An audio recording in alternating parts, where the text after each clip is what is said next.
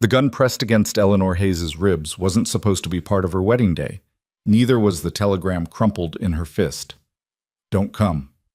Changed my mind. Wedding canceled, or the jeering crowd of men circling her like wolves in the suffocating heat of a Montana saloon. Her white dress, once pristine, now bore the stains of betrayal and desperation. She'd traveled 2,000 miles to marry a man who didn't want her, and now she'd die in a town that didn't care. Until a quiet voice cut through the chaos. You don't belong here. A rancher stood in the doorway, two hollow-eyed boys clinging to his legs. Come with me. Stay until the end to see how a bride abandoned at a train station becomes the mother who saves an entire family from destruction. Like this video and comment what city you're watching from, so I can see how far this story has traveled. The summer sun beat down on Eleanor Hayes like a punishment she hadn't earned. It was July, high summer in Montana Territory, 1882, and the heat shimmered off the railroad tracks in waves that made the horizon look like water. Eleanor stood on the platform of Copper Ridge Station, her white wedding dress already darkened with sweat and the red dust that seemed to coat everything in this godforsaken place. She clutched the telegram in her hand so tightly the paper had gone damp. The words blurred, but she'd already memorized them. Stop.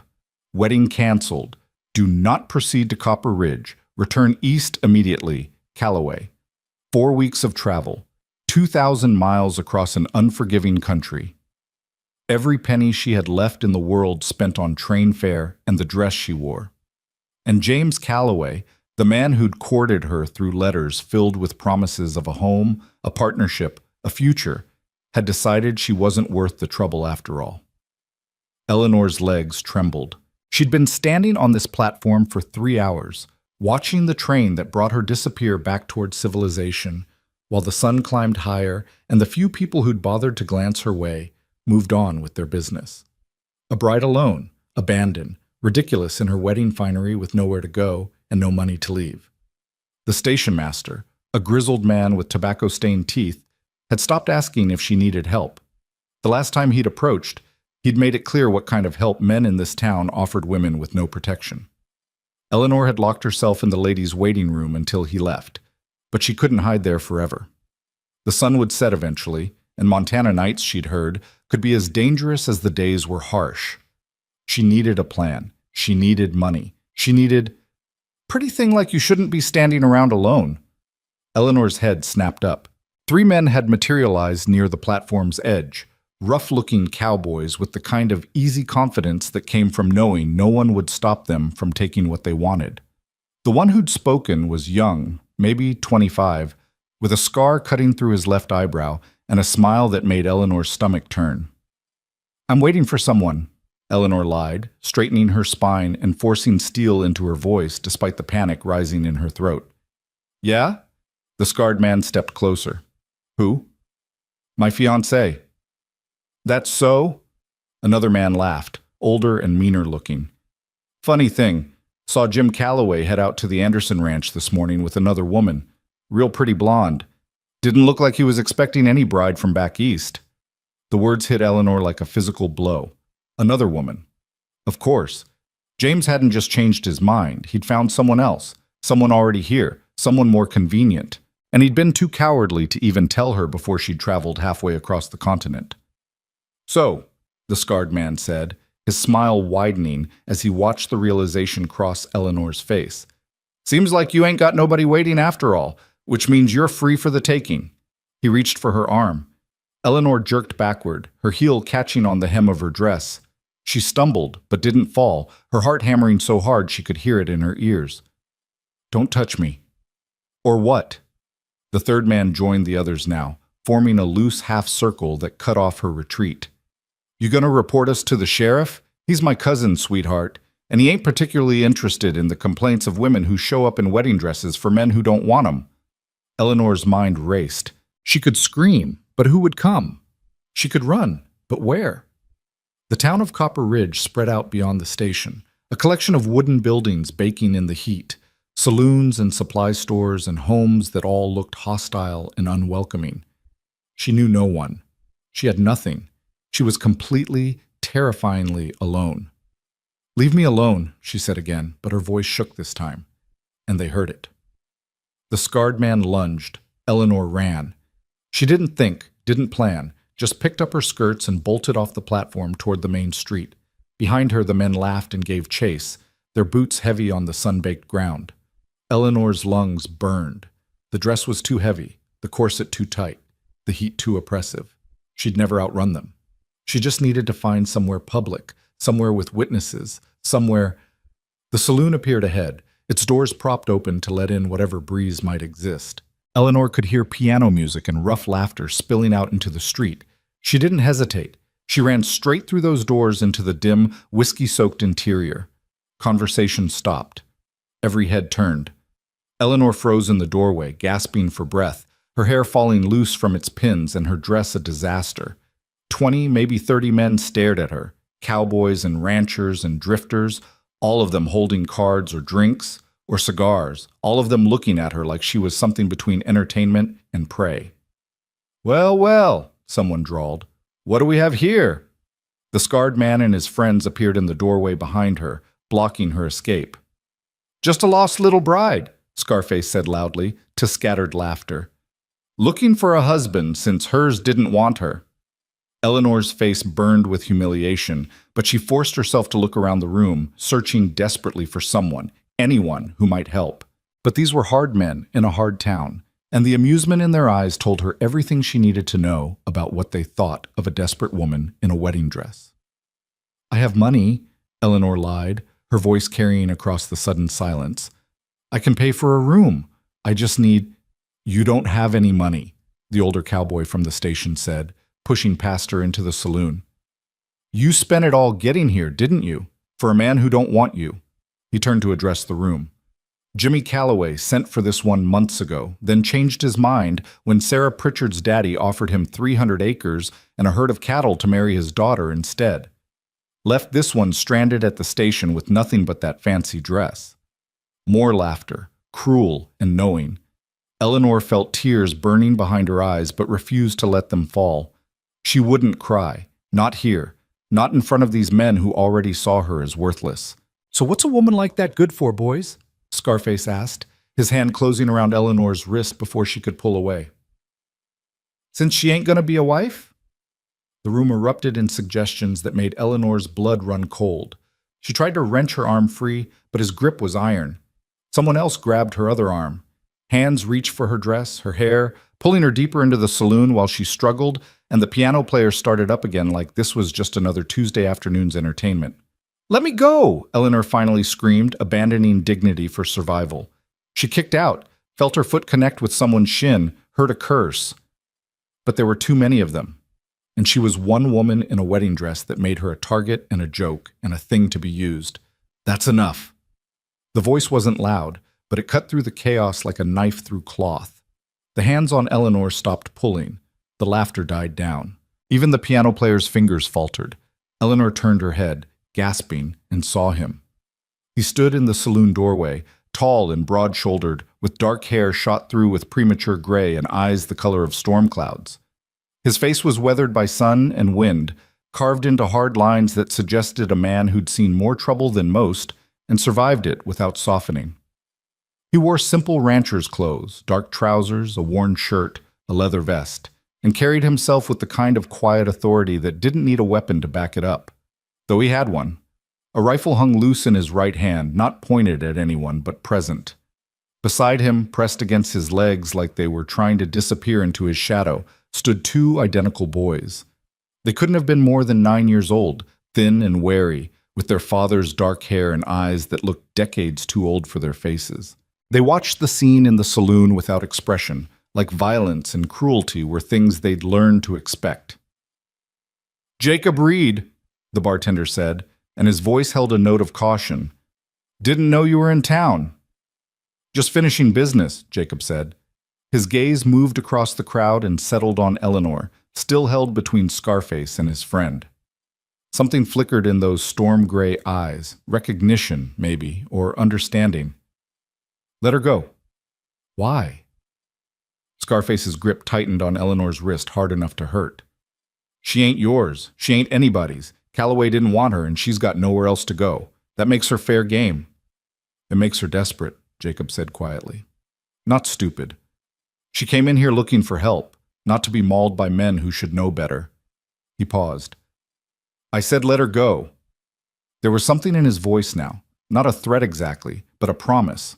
The kind of promise that suggested Jacob Reed didn't make statements he wasn't prepared to back up. Scarface hesitated, clearly weighing his options. Around the saloon, other men shifted uncomfortably. Eleanor got the sense that Jacob Reed wasn't someone you crossed lightly, even if you outnumbered him 20-1. She's trouble, the older cowboy muttered, but he released Eleanor's other arm. Woman shows up in a wedding dress for a wedding that ain't happening. That's bad luck, bad business. Then it's lucky she's leaving, Jacob said. His eyes found Eleanor's. You don't belong here. Come with me. Eleanor stared at him. It wasn't a request exactly, more like a statement of fact delivered in a tone that expected compliance. But there was something in his face, some flicker of genuine concern beneath all that weathered hardness, that made her want to trust him even though she'd just learned the hardest lesson of her life about trusting men she didn't know. I don't... Her voice came out hoarse. She swallowed and tried again. I don't know you. No, Jacob agreed.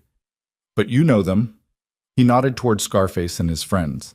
And you know what happens if you stay here without money or protection. So the question isn't whether you know me. It's whether you want to live through the night. Scarface laughed, harsh and ugly. Big talk, Reed, but you can't watch her forever, and this town's got a long memory for women who need teaching. Jacob's expression didn't change, but something dangerous flickered in his eyes. Touch her again, he said softly, and I'll make sure your memory gets real short real fast. The threat hung in the air like smoke. No one moved. Even the piano player had stopped completely now, watching the standoff with the rest of the room. Eleanor made her decision. She pulled her wrist free from Scarface's slackened grip and walked, straight-backed, head high, across the saloon floor toward Jacob Reed and his silent sons. Every eye followed her, every step felt like a mile. But she didn't look back, didn't let herself think about what she was doing or what might happen next. When she reached Jacob, he stepped aside to let her pass through the doorway into the blinding sunlight beyond. The boys moved with him like shadows, never quite meeting Eleanor's gaze but aware of her every movement. Thank you, Eleanor managed once they were outside, her voice shaking with reaction now that the immediate danger had passed. Jacob didn't respond. He was watching the saloon entrance, rifle still in hand, waiting to see if anyone would be stupid enough to follow. When no one did, he finally looked at her, really looked at her, taking in the ruined dress and loose hair and desperate eyes. What's your name? He asked. Eleanor Hayes. You really come here to marry Jim Calloway? She nodded, not trusting her voice. Jacob's expression hardened. Then you're lucky he changed his mind. Calloway's a coward and a drunk. You'd have been miserable. He paused. But that doesn't solve your current problem. Which is? You're stranded in a town full of men who think you're available with no money and no way out. His gaze was steady, assessing. How much of what you said in there was true? About having money? Eleanor's cheeks burned. None of it. I spent everything I had getting here. Family back east? No one who'd help. Jacob was quiet for a moment, and Eleanor braced herself for him to walk away. Why would he care about the problems of a stranger? He'd already done more than most would by getting her out of that saloon. She had no right to expect anything else. But then one of the boys, she couldn't tell which one, tugged on Jacob's sleeve. When Jacob looked down, the child whispered something Eleanor couldn't hear. Jacob's jaw tightened. He looked at Eleanor again, then at his sons, then back at Eleanor. Some kind of internal calculation was happening behind those storm cloud eyes, weighing risks and benefits and possibilities Eleanor couldn't begin to guess at. Finally, he spoke. I need someone to teach my boys. Someone patient and educated. Someone who won't... He trailed off, searching for words. Someone who'll stay. Eleanor blinked. You're offering me a job? A temporary position, Jacob corrected. 1 month. You teach Miles and Ethan to read and write properly, help around the house, earn your keep. In exchange, You get room and board and enough money at the end to buy a train ticket back east or wherever you want to go. It was too good to be true. Eleanor had learned that lesson already today. When things seemed too good, there was always a catch. Why? She asked bluntly. You don't know me. I could be a terrible teacher. I could rob you blind and disappear. Could be, Jacob agreed, but you won't. How do you know? For the first time, something that might have been the ghost of a smile flickered across his face. Because you went into that saloon looking for help instead of selling what they wanted to buy. Because you're still standing here arguing instead of just saying yes like someone desperate would. He paused. And because my boys haven't smiled in 3 years, and they're the ones who asked me to bring you. Eleanor looked down at the twins. They stared back, solemn and unreadable, but there was something in their eyes, a flicker of hope, maybe, or just curiosity, something that suggested they were as desperate for change as she was. 1 month, Eleanor repeated. 1 month, Jacob confirmed. Then you're free to go. No obligations, no strings, just teaching and honest work. Eleanor thought about the saloon behind her, about the men who'd chased her and the ones who'd laughed, about James Calloway and his convenient blonde bride and the 2,000 miles she'd traveled for a future that never existed. She thought about going back east with nothing to show for this disaster except humiliation and a ruined dress. Then she looked at Jacob Reed, this quiet, weathered rancher with his tragic, silent sons, and made her second impulsive decision of the day. All right, she said. 1 month. Jacob nodded once, sharp and final, like they'd just concluded a business deal, which, Eleanor supposed, they had. My wagon's at the livery. We'll leave within the hour. He turned and started walking, the boys falling into step beside him automatically. Eleanor hesitated only a moment before following, her wedding dress dragging in the dust of a Montana street, while the July sun beat down, and somewhere behind her, she heard the saloon doors swing shut on a life she'd never have. The wagon ride took them away from Copper Ridge and into country so vast, Eleanor couldn't quite believe it was real. Back east, the world had been close and crowded, cities pressing against farmland, roads carved through forests, civilization always visible on the horizon. Here, the land rolled on forever under an endless sky, grass rippling in waves that looked almost like water, interrupted only occasionally by clusters of cottonwood trees or the dark line of a creek bed. The heat was oppressive. Eleanor had never felt anything like it, this dry, relentless pressure that seemed to leach the moisture from her skin and make every breath feel like work. Sweat soaked through her dress and made her scalp itch beneath the ruins of her careful updo. She'd given up on maintaining any kind of dignity miles ago and had simply twisted her hair into a rough braid to get it off her neck. Jacob drove in silence, his hands steady on the reins while the horses pulled them over rough terrain that barely qualified as a road. The boys sat in the back of the wagon, watching Eleanor with the same wary intensity they'd shown since the moment she'd followed their father out of that saloon. She'd tried smiling at them. They hadn't smiled back. "How far is your ranch?" Eleanor asked, after what felt like an hour of nothing but wagon wheels and cicadas. 20 miles from town, Jacob said without looking at her. Another hour yet. 20 miles. Eleanor tried to imagine what that meant for supplies, for help, for escape if things went wrong. Back east, 20 miles was nothing, a train ride, a day's journey at most. Here, it felt like the distance between civilization and wilderness. "Do you go into town often?" she asked. "Once a month for supplies. Less if I can manage it." Eleanor absorbed this. Once a month. She'd be living on an isolated ranch with a man she didn't know and 2 children who looked at her like she might disappear at any moment. The smart thing would be to demand he turn the wagon around, take her back to Copper Ridge, let her figure out some other way to survive. But the smart thing would also have been not getting on a train to marry a stranger in the first place. "The boys," Eleanor tried again. "Miles and Ethan, how old are they?" 9. "They're twins?" "Yes." "Do they always—" Eleanor searched for a diplomatic way to phrase it. "Are they always so quiet?" Jacob's hands tightened on the reins, just barely, but Eleanor saw it. "They talk when they have something to say." It was a clear signal to stop asking questions.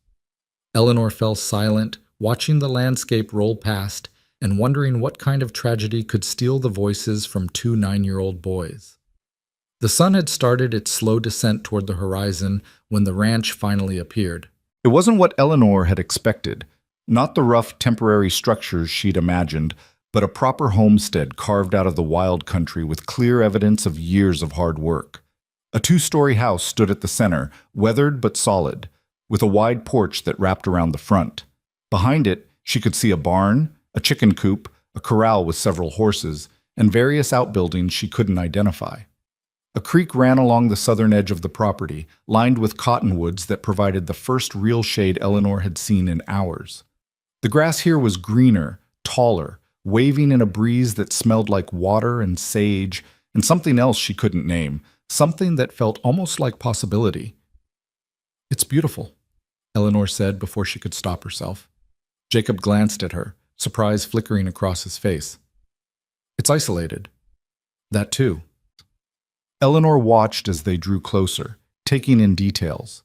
The neat fence lines, the vegetable garden struggling against the summer heat, the way everything suggested careful maintenance despite obvious hardship. "How long have you been here?" 12 years. Built most of it myself." He brought the wagon to a halt in front of the house. "Boys were born here. Their mother—" He stopped abruptly, his jaw working like he was chewing on words he couldn't quite spit out. "She died 3 years ago."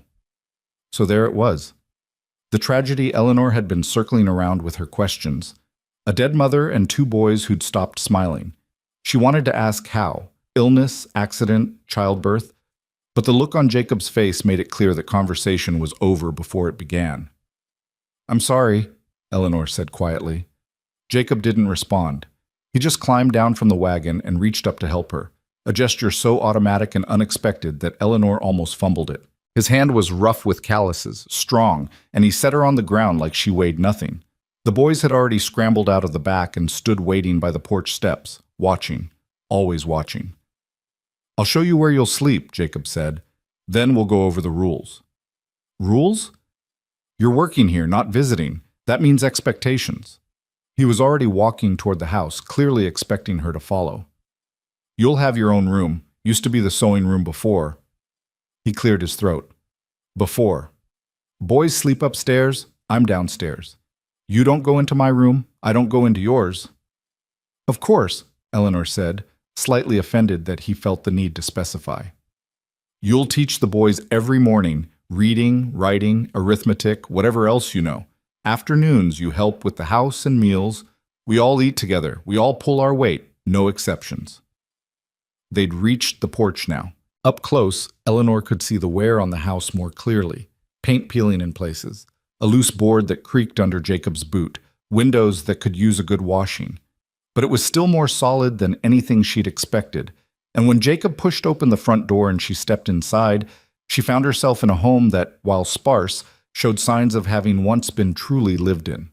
There was a large main room with a stone fireplace, a sturdy table surrounded by mismatched chairs, shelves holding books and tools and various necessities. Doors led off to what she assumed were bedrooms. The floor was wood, clean but scarred. The walls were bare except for a single photograph hanging above the fireplace, a woman with dark hair and a genuine smile, holding 2 infant boys. Eleanor didn't need to ask who she was. "Your room," Jacob said, gesturing to a door on the right. "I'll bring your bag." "I don't have a bag," Eleanor admitted. "Just what I'm wearing." Jacob stopped and looked at her, really looked at her for the first time since they'd left town, taking in the ruined wedding dress and the fact that she literally had nothing else in the world. "Sarah, my late wife.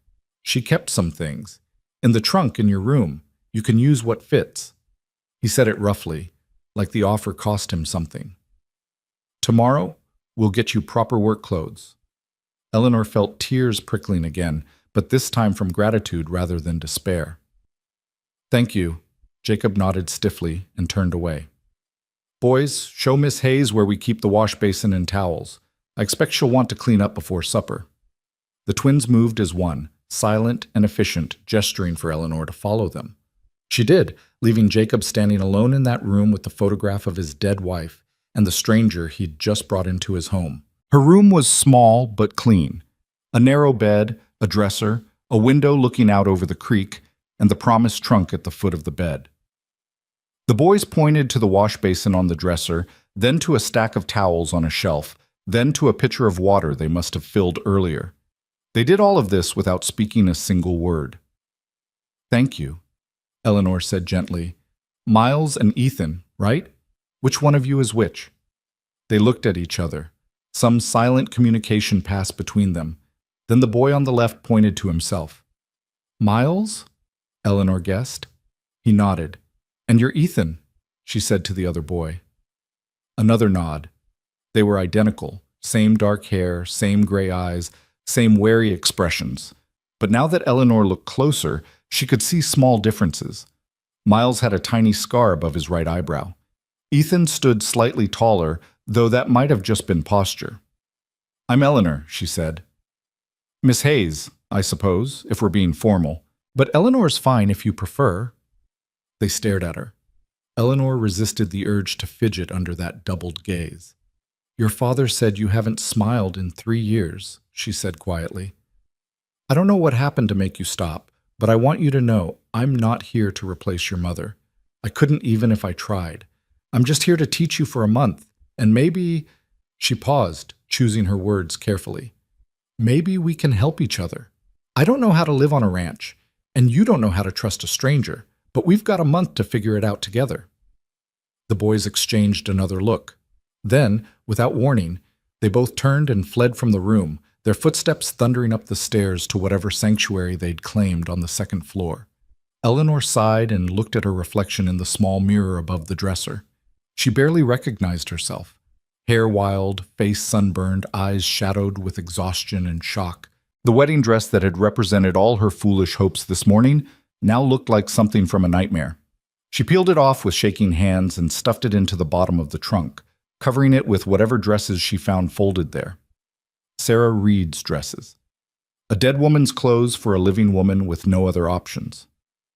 Eleanor tried not to think too hard about the symbolism as she washed away the day's sweat and dust and redressed in a simple blue cotton dress that was slightly too short but otherwise fit well enough. By the time she emerged from her room, the sun had dropped lower and the house had filled with the smell of something cooking. Eleanor followed the scent to a kitchen she hadn't noticed earlier. A practical space with a wood stove, a dry sink, and shelves holding more supplies than she'd expected to see this far from town. Jacob stood at the stove, stirring something in a large pot. He'd removed his vest and rolled up his sleeves, and Eleanor was struck by how domestic the scene would have seemed if not for the rifle still propped against the wall within easy reach. "I can cook," Eleanor offered. "If you'd rather—" "I've got it tonight," Jacob said without turning around. "Tomorrow you can take over. Boys like things simple. Stew, bread, nothing fancy." "I can manage that." "Good." He ladled stew into 4 bowls and set them on the table. "Boys, supper." The thundering footsteps came again, and Miles and Ethan appeared at the kitchen doorway. They'd washed up, Eleanor noticed, faces clean, hair damp. They slid into chairs on one side of the table and waited, hands in their laps, eyes down. Jacob sat at the head of the table. After a moment's hesitation, Eleanor took the remaining seat, the one that must have been Sarah's, facing the kitchen, close enough to the stove to serve, but far enough from Jacob to maintain that careful distance he seemed to require. They ate in silence. The stew was surprisingly good, beef and vegetables and some herb Eleanor couldn't identify, but that gave everything a pleasant, earthy flavor. She was hungrier than she'd realized, and it took effort not to simply shovel the food in like she hadn't eaten in days. "Tomorrow," Jacob said eventually, his voice startling in the quiet, "you'll start teaching after breakfast. I'll show you where the books are. Boys already know their letters and numbers. Their mother taught them that much. But they need more. History, geography, proper grammar, whatever you can give them." "I'll do my best," Eleanor said. "I was a teacher back in Boston, for 2 years before—" She trailed off, not wanting to explain the circumstances that had led her to accept James Calloway's proposal in the first place. Jacob didn't push. "Then you know what you're doing. That's good." He glanced at his sons. "And they're smart boys. They'll learn if you give them reason to." It was the first almost compliment Eleanor had heard him give, and from the way Miles and Ethan sat up slightly straighter, it might have been the first they'd heard in a while, too. After supper, Jacob disappeared to deal with some evening chores while Eleanor washed the dishes with the boys' silent, efficient help. They knew exactly where everything belonged, working around her in a coordinated dance that suggested years of practice. When Eleanor tried to put a pot on the wrong shelf, Ethan gently redirected her hand without speaking. By the time everything was clean and put away, full darkness had fallen outside the windows. Eleanor could hear crickets and the distant sound of the creek, and nothing else. No city noise, no neighbors, no sign of human life beyond this small circle of light in the vast Montana night. Jacob reappeared and sent the boys upstairs to bed. They went without argument, though Eleanor saw them pause at the top of the stairs to look back at her, like they were checking to make sure she was still there. "They'll test you," Jacob said once the boys were out of earshot. "See if you'll stay or run like—" He stopped himself. "They'll test you. Don't take it personal." "I won't," Eleanor promised, though she wasn't sure she believed it. Jacob studied her for a long moment, his expression unreadable in the lamplight. "You did a brave thing today. Stupid, maybe, trusting a stranger. But brave. I didn't have much choice. There's always a choice. You could have stayed in that saloon, taken what they offered. Some women do." His tone was neutral, but there was something in his eyes. Respect, maybe, or just acknowledgement. "But you chose different. That tells me something about who you are." Eleanor felt heat rise in her cheeks. "It tells you I'm desperate."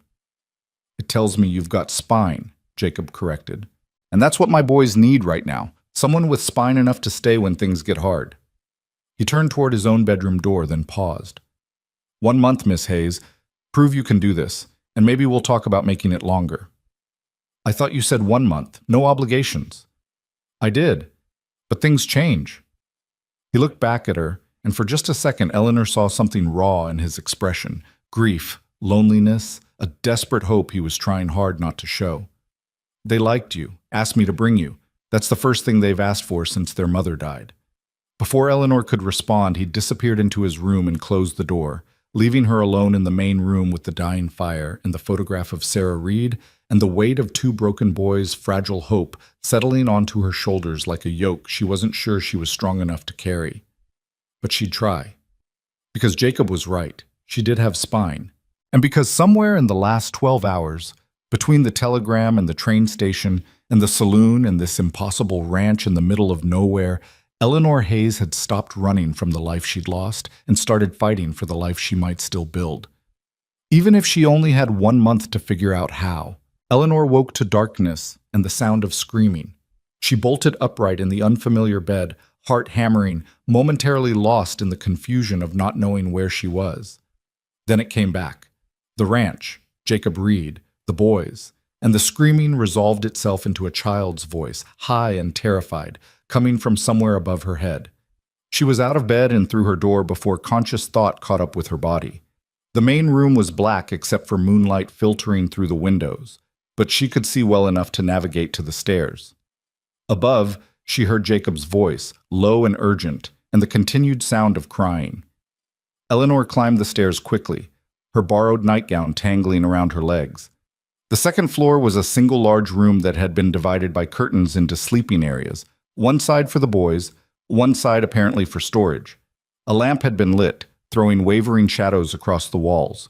Jacob knelt beside one of the narrow beds, his hands on his son's shoulders. "Ethan." Eleanor thought it was Ethan, though in the lamplight and chaos she couldn't be sure, thrashed against his father's hold, eyes wide and unseeing, still caught in whatever nightmare had seized him. Miles sat in the other bed, knees pulled to his chest, watching his brother with an expression of such weary familiarity that it broke Eleanor's heart.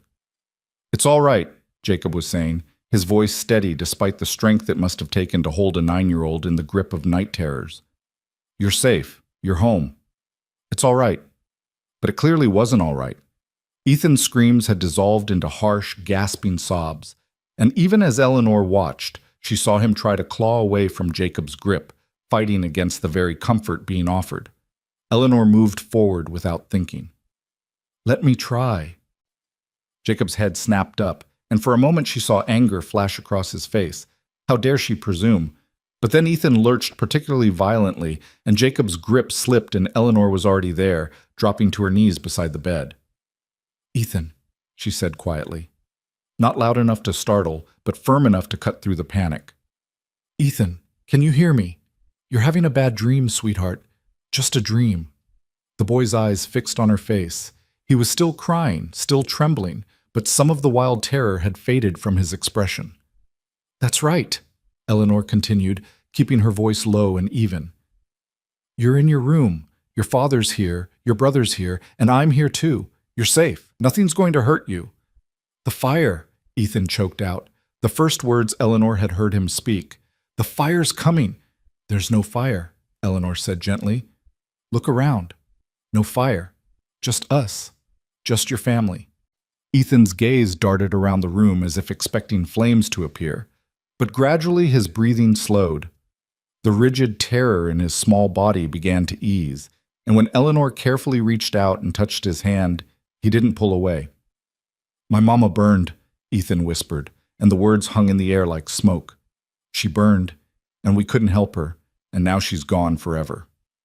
Jacob made a sound, low and wounded, barely audible. Eleanor glanced at him and saw such raw pain on his face that she had to look away. "I'm so sorry that happened," Eleanor said to Ethan, still holding his hand. "That must have been terrifying, but you're safe now. The fire is over. It can't hurt you anymore." "But it comes back," Ethan said. "Every night it comes back and she's burning and I can't. His voice broke, and this time when Eleanor opened her arms, the boy collapsed into them, sobbing against her shoulder with the kind of desperate grief that suggested he'd been holding it in for far too long. Eleanor held him, one hand stroking his hair, murmuring the wordless comfort that needed no language, just presence, just steadiness, just the promise that he didn't have to face the nightmare alone. Over Ethan's shaking shoulders, Eleanor met Jacob's eyes. The rancher looked shattered, his usual stoic mask completely stripped away to reveal a father who'd been watching his son suffer and didn't know how to stop it. "How often?" Eleanor asked quietly. 3-4 times a week, Jacob said, his voice rough.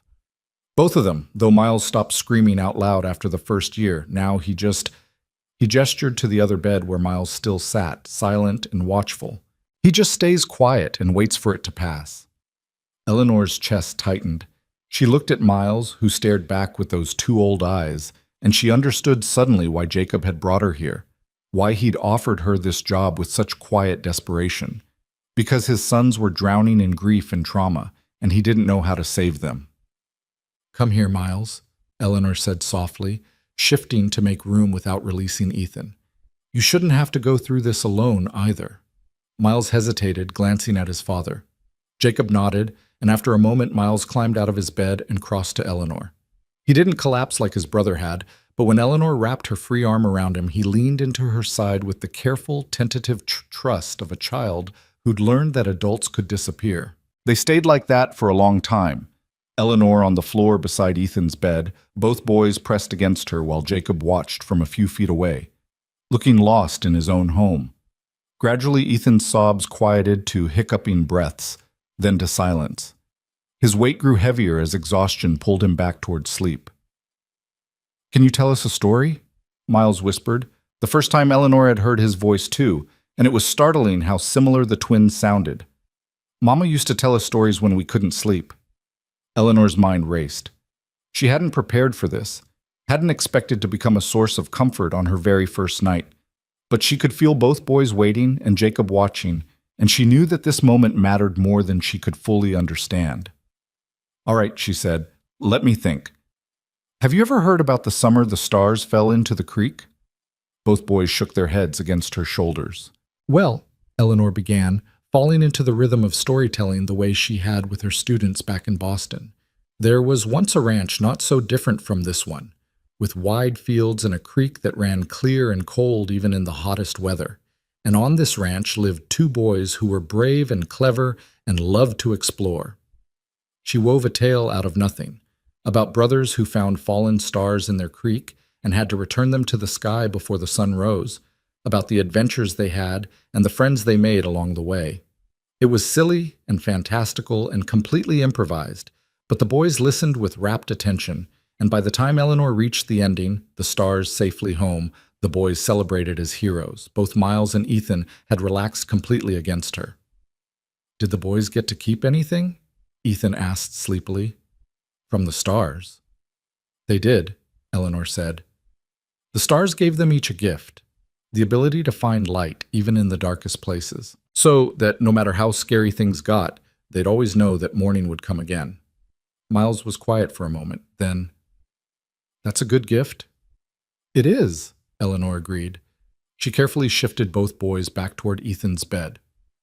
"Now, do you think you can sleep? I'll stay right here until you do." "Promise?" Ethan asked, his eyes already drooping. "I promise." Jacob moved to help tuck the boys in, his large hands surprisingly gentle as he pulled blankets up and smoothed hair back.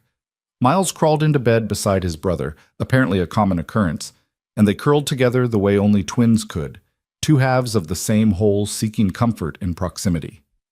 Eleanor sat on the floor beside the bed, her back against the wall, and within minutes both boys had drifted off to sleep. Their breathing synchronized, deep and even, no longer hitching with sobs. Jacob remained standing, looking down at his sons with an expression Eleanor couldn't fully read. Finally he spoke, his voice barely above a whisper. "Thank you. I couldn't reach them. When the nightmares come, I can never—" He trailed off, his jaw working. "You were doing fine," Eleanor said quietly. "Sometimes children just need a different approach in the moment. It doesn't mean you failed them." "I fail them every day." The words came out harsh, self-condemning. "I can't give them what they need, can't make them smile, can't chase away the nightmares, can't bring back their mother." "No one can bring her back," Eleanor said. "And maybe that's not what they need. Maybe they just need to know they're allowed to heal, that it's all right to have nightmares and it's all right to be sad, but it's also all right to eventually be happy again." Jacob looked at her then, really looked at her, and Eleanor saw something shift in his expression. "You said you were a teacher in Boston. Why'd you leave?" Eleanor hadn't expected the question, and for a moment she considered deflecting, but something about the darkness and the intimacy of the moment, both of them keeping vigil over sleeping children, made honesty feel necessary. "My students' parents thought I was too modern in my methods," she said carefully. "Too willing to question traditional approaches, too—" She paused, searching for the right word. "Too much. I was dismissed, and I had no family to fall back on, no other prospects. When James Calloway's proposal came, it seemed like a chance to start over somewhere that might value independence instead of punishing it. Seems like you got something different than you bargained for." Eleanor almost laughed. "That's an understatement."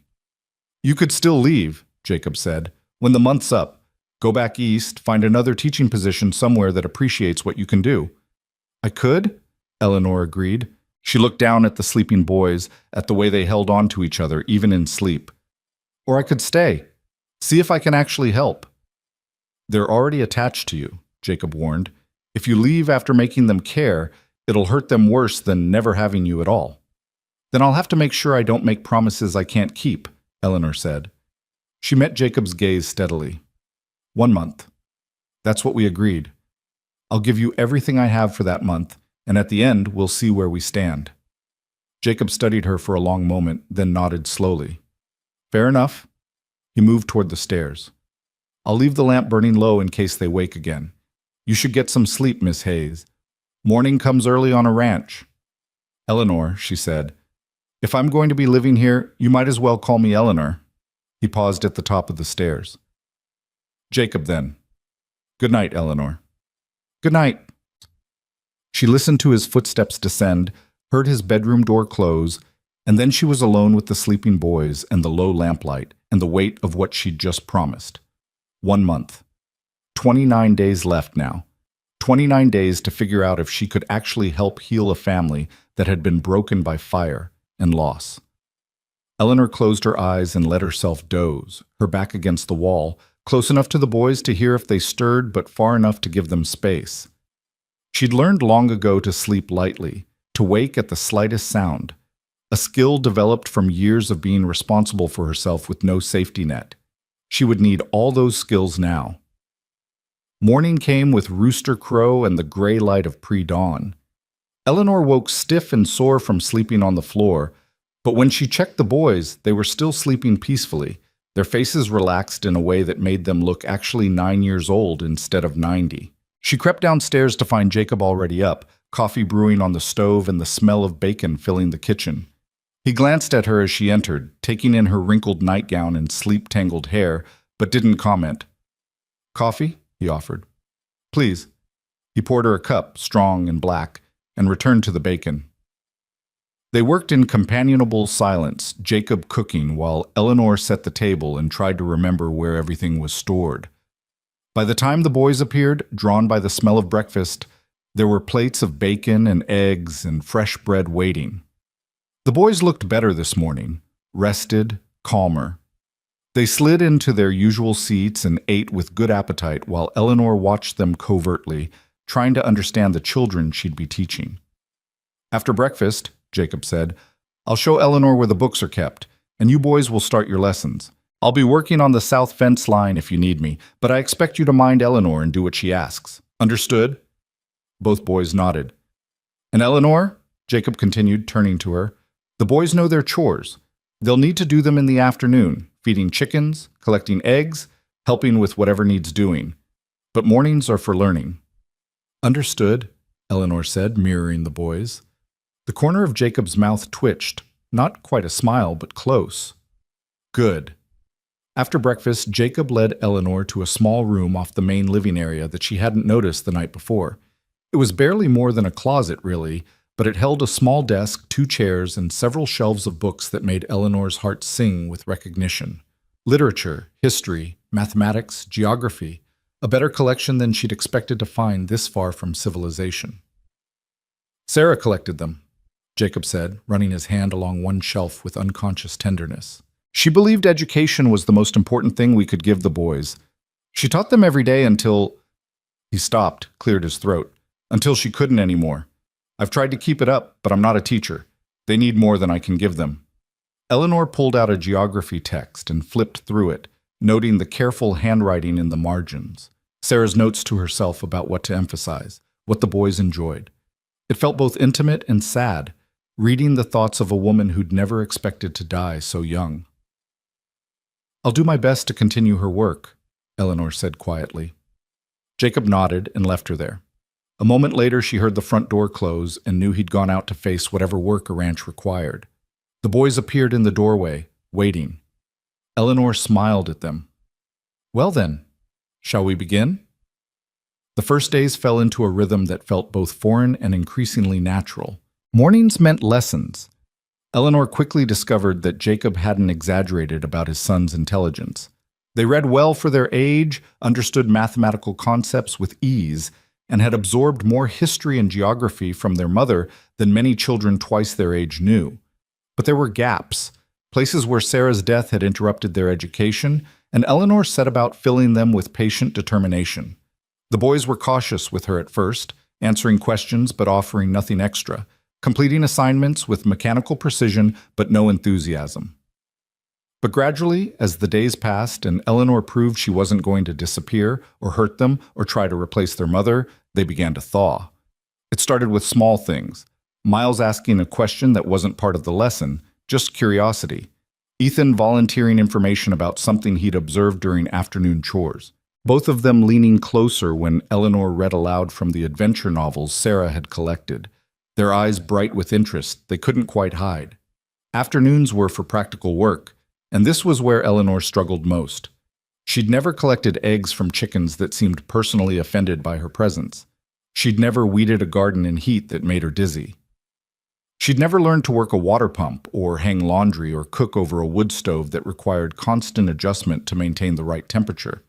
But the boys helped her, and slowly Eleanor began to understand the quiet language they'd developed. The way Miles would touch her elbow when she was about to make a mistake. The way Ethan would demonstrate a task without speaking, and then wait patiently while she tried it herself. They were teaching her just as much as she was teaching them, though neither party acknowledged it out loud. Jacob remained largely separate from their daily routine. He worked the ranch from dawn until well after dusk, appearing for meals and occasionally in the evenings to check on the boys, but otherwise keeping his distance. Eleanor understood it was deliberate. He was giving her space to establish her own relationship with his sons, not wanting to crowd or complicate things. But sometimes she'd look up from the garden or the laundry and find him watching from across the yard, his expression unreadable. And sometimes at dinner, when the boys were talking more freely than they had in years according to the subtle changes in Jacob's face, she'd catch him looking at her with something that might have been gratitude or might have been fear. 2 weeks into her stay, Eleanor woke again to screaming. This time it was Miles, and this time Eleanor knew what to do. She went upstairs, sat beside his bed, and told him another story, this one about 2 boys who tamed wild horses that could run faster than the wind. By the time she finished, both twins were calm and drowsy, and when she rose to leave, Ethan's small voice stopped her. "Will you stay again, until we fall asleep?" Eleanor had been planning to return to her own bed, exhausted from a day of hard work under the relentless sun, but she looked at their faces, hopeful and vulnerable in the lamplight, and found she couldn't refuse. "Of course," she said, and settled against the wall. She woke hours later to find someone had covered her with a blanket. Jacob stood at the top of the stairs, another blanket in his hands, clearly having just finished tucking her in. Their eyes met in the dim light. Neither spoke. Jacob simply nodded once, acknowledgement, maybe, or thanks, and disappeared back downstairs. Eleanor pulled the blanket closer and let herself drift off again, warmed by more than just wool. The 3rd week brought the first real test of Eleanor's resolve. She'd gone into town with Jacob to pick up supplies, leaving the boys at the ranch under strict instructions to stay close to the house. It was her first time back in Copper Ridge since the day she'd arrived, and she felt the eyes on her the moment they drove down the main street. "Ignore them," Jacob said quietly, handling the reins with steady hands. But ignoring them proved difficult when Scarface, whose name, Eleanor learned, was actually Tom Miller, blocked their path outside the general store. "Well, well," Tom said, his grin as unpleasant as Eleanor remembered. "If it isn't Reed's new housekeeper, how's that working out for you, sweetheart? Getting tired of playing mama to someone else's brats yet?" Eleanor felt anger flash through her, hot and sharp. She opened her mouth to respond, but Jacob was already moving. He handed her the reins and stepped down from the wagon with the kind of deliberate calm that somehow seemed more dangerous than rage. "You've got something to say to me, Tom?" Jacob asked, his voice quiet. Tom's grin faltered slightly. "Just making conversation, Reed. No need to get all protective. We all know she's just temporary anyway. Soon as she gets enough money, she'll be gone like smoke." "What Eleanor does is none of your concern," Jacob said. "And if I hear you've been bothering her or spreading talk about her, we're going to have a problem. The kind of problem that ends with you explaining to the sheriff why you can't stop harassing a woman who wants nothing to do with you." "Your sheriff's my cousin," Tom reminded him, but there was less confidence in his voice now. "And my ranch employs half the county during harvest season," Jacob replied. "People have long memories, Tom. You do well to remember that." He held Tom's gaze until the younger man looked away, then turned and walked into the general store like nothing had happened. Eleanor sat frozen on the wagon, her heart pounding with a mixture of fear and something else, something warm that she didn't want to examine too closely. Inside the store, Jacob conducted business with his usual efficiency while Eleanor gathered supplies from a list he'd given her. The shopkeeper's wife, a pleasant woman named Martha, chatted with Eleanor about recipes and garden troubles, treating her like a normal customer instead of a scandal. It was such a relief after Tom's hostility that Eleanor found herself relaxing, even smiling. "It's good to see those boys have someone looking after them properly again," Martha said quietly as she wrapped Eleanor's purchases. "Jacob does his best, but a ranch that size and 2 grieving boys, it was too much for one man. I'm glad you're there." "It's only for a month," Eleanor said automatically. Martha gave her a knowing look. "That's what my sister said when she came out here to help her cousin with the children. She's been here 23 years now, married to the rancher next door, with 5 children of her own." She smiled. "Sometimes temporary has a way of becoming permanent, if you let it." Eleanor didn't know how to respond to that, so she simply thanked Martha and carried her packages out to the wagon. Jacob was already there, loading supplies into the back.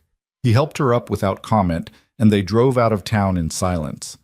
They were halfway home when Jacob finally spoke. You handled Tom well. Keeping quiet, I mean. Some women would have made it worse by trying to argue with him. Eleanor felt a flash of irritation. I'm not some women, and I didn't keep quiet because I'm meek. I kept quiet because you were already handling it, and I didn't want to undermine you. Jacob glanced at her, surprise flickering across his face. I didn't mean— I know what you meant, Eleanor interrupted, and I appreciate you standing up for me. But don't mistake strategic silence for inability to defend myself. If you hadn't been there, I would have handled Tom just fine. Would you? Jacob's tone was mild, but there was genuine curiosity there. How? I spent 2 years teaching in a school where half the fathers thought women had no business educating children, and the other half thought I should be grateful for any attention they gave me, appropriate or not, Eleanor said. I learned to use words like weapons, Jacob. I learned exactly how to make a man feel small without giving him anything concrete to complain about. Tom Miller doesn't scare me. He's just another bully who thinks intimidation is the same as power. Jacob was quiet for a long moment.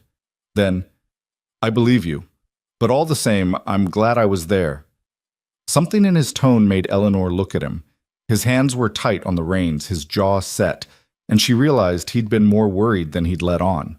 Not worried that she couldn't handle herself, but worried about what might happen if Tom pushed too hard and crossed a line Jacob couldn't protect her from. The boys asked about you this morning, Jacob said, changing the subject.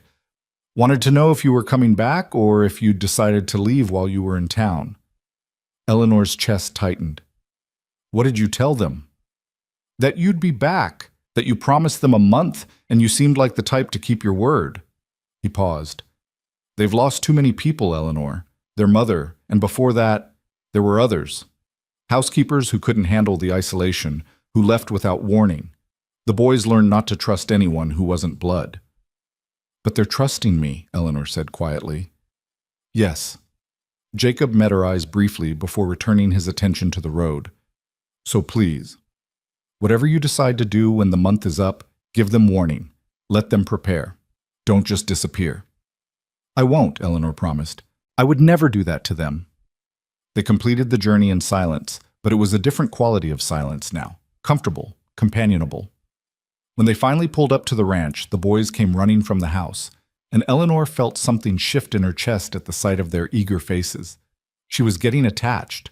Despite all her warnings to herself, despite knowing this was temporary, she was falling in love with these broken boys and their careful, wounded father. And the truly terrifying part was that she no longer wanted to leave. That night, after another story and another peaceful sleep for the twins, Eleanor sat on the porch while the crickets sang and the stars wheeled overhead in their endless dance. She could hear Jacob moving around inside, the creak of floorboards marking his path through evening rituals she was learning to recognize. The door opened, and he emerged with 2 cups of coffee, handing her one without asking if she wanted it. They sat together in the darkness, not touching but close enough that Eleanor could feel his warmth in the cooling night air. 3 weeks left, Jacob said eventually. Yes. You could stay longer, if you wanted. The boys, they're better with you here. Anyone can see that. Eleanor's heart pounded. Jacob, I'm not asking for anything except what we already have, he said quickly. You teaching the boys, helping with the house. Same arrangement, but longer than a month. Stay through the summer at least. Give them time to really heal. It was tempting, so tempting, but Eleanor had learned hard lessons about temporary arrangements that became permanent traps. And then what? Another extension? Another season? When does it end, Jacob? When do I get to decide my own future instead of living in someone else's temporary need? That's fair, Jacob said quietly. I'm asking too much. You're asking me to risk getting even more attached to boys I'll have to leave eventually, Eleanor corrected. You're asking me to build a life I can't keep. What if you could keep it? The question hung between them, heavy with implications Eleanor wasn't ready to examine. Before she could respond, a sound from inside made them both turn. One of the boys was calling for her, nightmare again, and Eleanor rose automatically, setting down her coffee. We'll talk about this later, she said, and went inside to comfort children who weren't hers but were starting to feel like they might be. Behind her, Jacob remained on the porch, staring out at the dark land he'd built his life on, wondering if he'd just made the worst mistake of his life by letting himself hope. The conversation on the porch haunted Eleanor for the next 2 days. She went through the motions, teaching the boys, managing the house, learning the endless rhythms of ranch life. But Jacob's question echoed in her mind. What if you could keep it? What did that even mean? Marriage? Permanent employment? Some undefined arrangement that would leave her trapped between belonging and always being the outsider? She was still wrestling with it on the third night when she woke, not to screaming, but to the sharp smell of smoke. Eleanor's eyes snapped open. For a moment she thought she was dreaming, that the boy's nightmares had somehow infected her sleep. But no. The acrid scent was real, and when she sat up she could see an orange glow flickering through her window. Fire. She was out of bed and running before fear could freeze her. "Jacob!" she screamed, flinging open her door. "Jacob, fire!" He emerged from his room already pulling on boots, his face grim in the strange light. "Get the boys. Get them outside, away from the buildings. I'll handle the fire." Eleanor took the stairs 2 at a time, her heart in her throat. The upper floor was filling with smoke, not thick yet, but enough to make her eyes water. She could hear crackling now, hungry and close, coming from somewhere below. "Miles? Ethan!" She reached their beds and shook them awake. Both boys came up confused, disoriented, and then their eyes went wide with terror as they smelled the smoke. "No," Ethan whispered. "No, no, not again." "Listen to me," Eleanor said, gripping both their shoulders hard enough to hurt. "We're getting out. Right now. Stay with me. Stay close, and we're going to be fine." But Ethan had gone rigid with panic, his breathing coming in short, sharp gasps that Eleanor recognized as the beginning of a full breakdown. Miles grabbed his brother's hand, his own face pale with fear, but he stayed focused. "Come on," Miles urged. "Ethan, we have to go." Eleanor said we have to go. Eleanor scooped Ethan up. He was lighter than she expected, all bones and terror, and grabbed Miles's hand with her free arm. "Stay low. If the smoke gets bad, cover your mouth with your shirt. Don't let go of me." They made it down the stairs into chaos. The fire had started in the hay barn. Eleanor could see it through the window, flames climbing the dry wood with terrifying speed. But embers had jumped to the main house, and now the kitchen was burning, fire eating through the wall with hungry efficiency.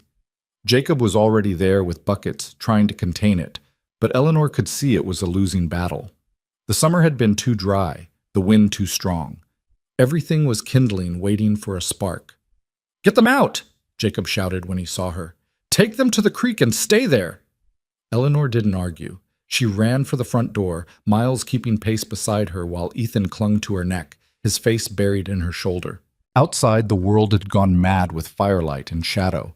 The barn was fully engulfed now, flames reaching toward the star-filled sky. Embers drifted on the wind like hellish snow. Eleanor ran toward the creek, her bare feet finding stones and thorns but not stopping. Behind her she could hear Jacob shouting orders to himself, the crash of timbers as part of the barn collapsed. The horses were screaming in the corral, trapped, terrified. "The horses," Miles gasped. "Papa needs to get the horses." "Your father knows what he's doing," Eleanor said, though she wasn't sure she believed it. She reached the creek bank and set Ethan down in the shallow water, then pulled Miles in beside him. "Stay here. Don't move. I need to help your father." "No!"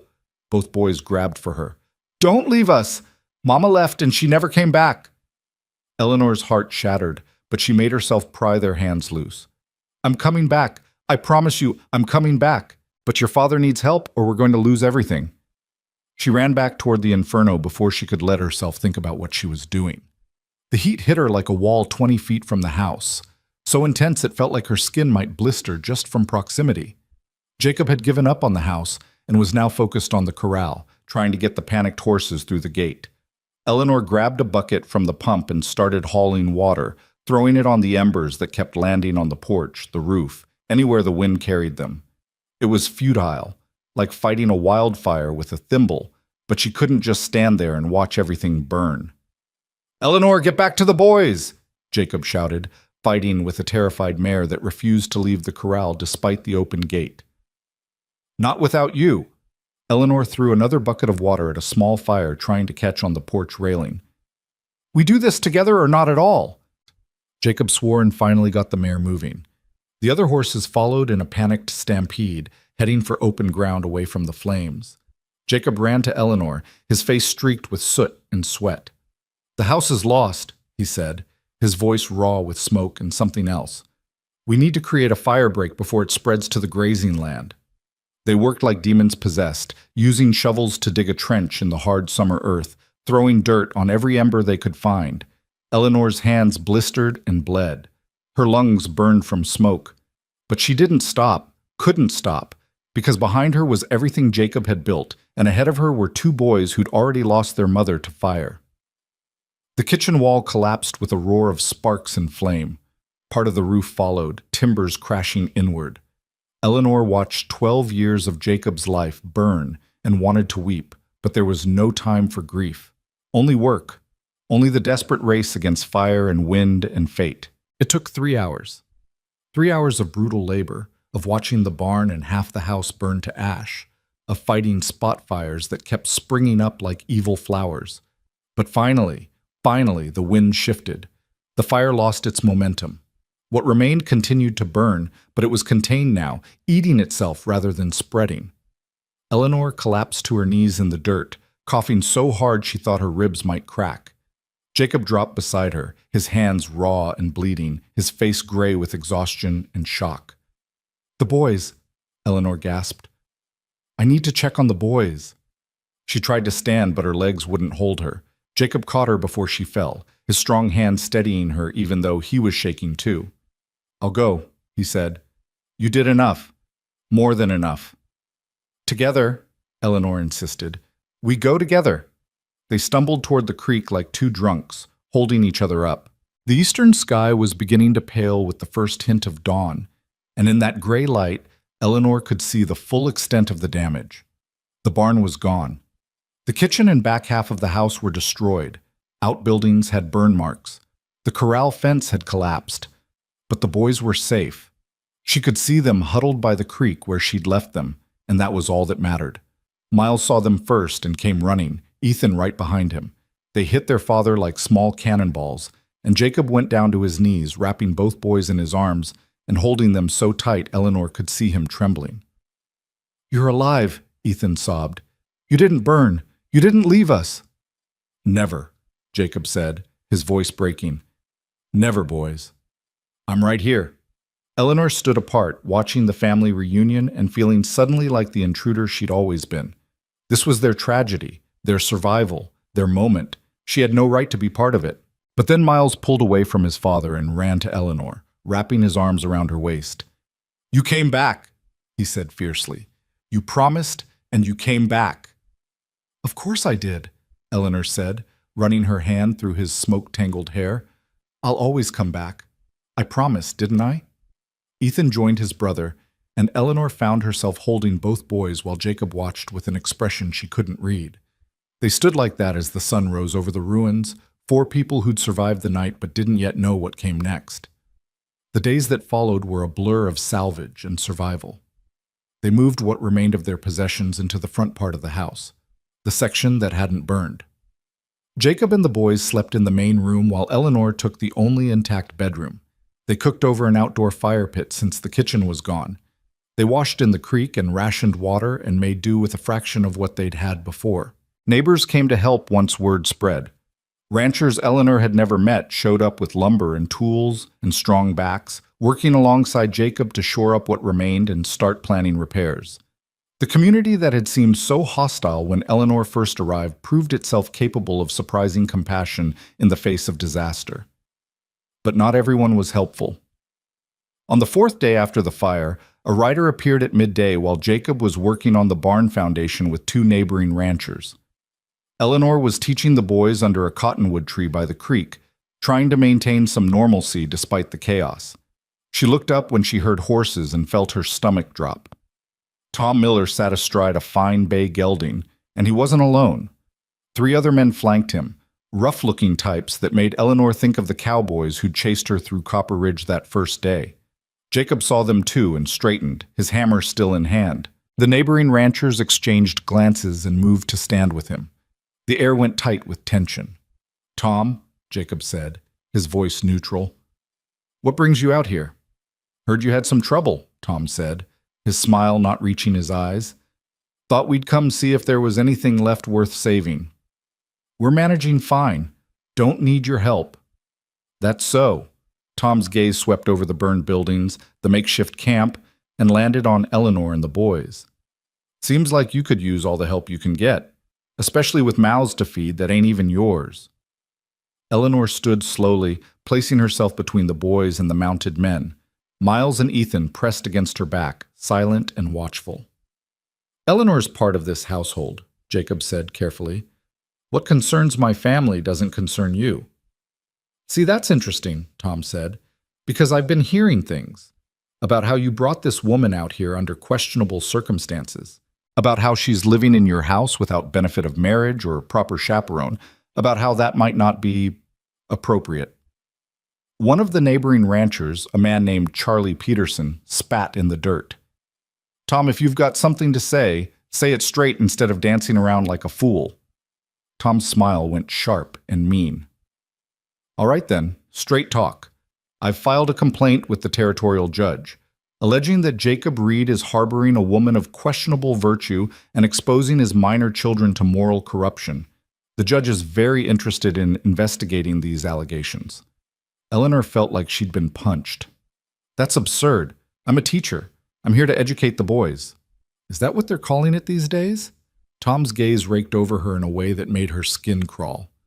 "Funny how you showed up in a wedding dress for a man who didn't want you, and now you're playing house with a widower and his kids. Makes a man wonder what else you're willing to do to secure yourself a home." Jacob moved so fast Eleanor barely saw it. One moment he was standing by the barn, the next he'd crossed the space between them and dragged Tom off his horse. They hit the ground hard, Jacob's fist connecting with Tom's jaw before anyone could intervene. "You take that back," Jacob growled, his forearm across Tom's throat. "You apologize to her right now." Tom laughed, spitting blood. "Truth hurts, don't it? And the judge will want to know the truth. About the nature of your relationship with Miss Hayes. About whether she's a fit influence for your boys. About whether you're a fit father, letting strange women into your home so soon after your wife's death." The other men with Tom had dismounted now, hands on their weapons. Charlie and the other neighbor moved to back Jacob up. The situation was escalating toward violence, and Eleanor knew with cold certainty that if this turned into a fight, Tom would use it as further evidence against them.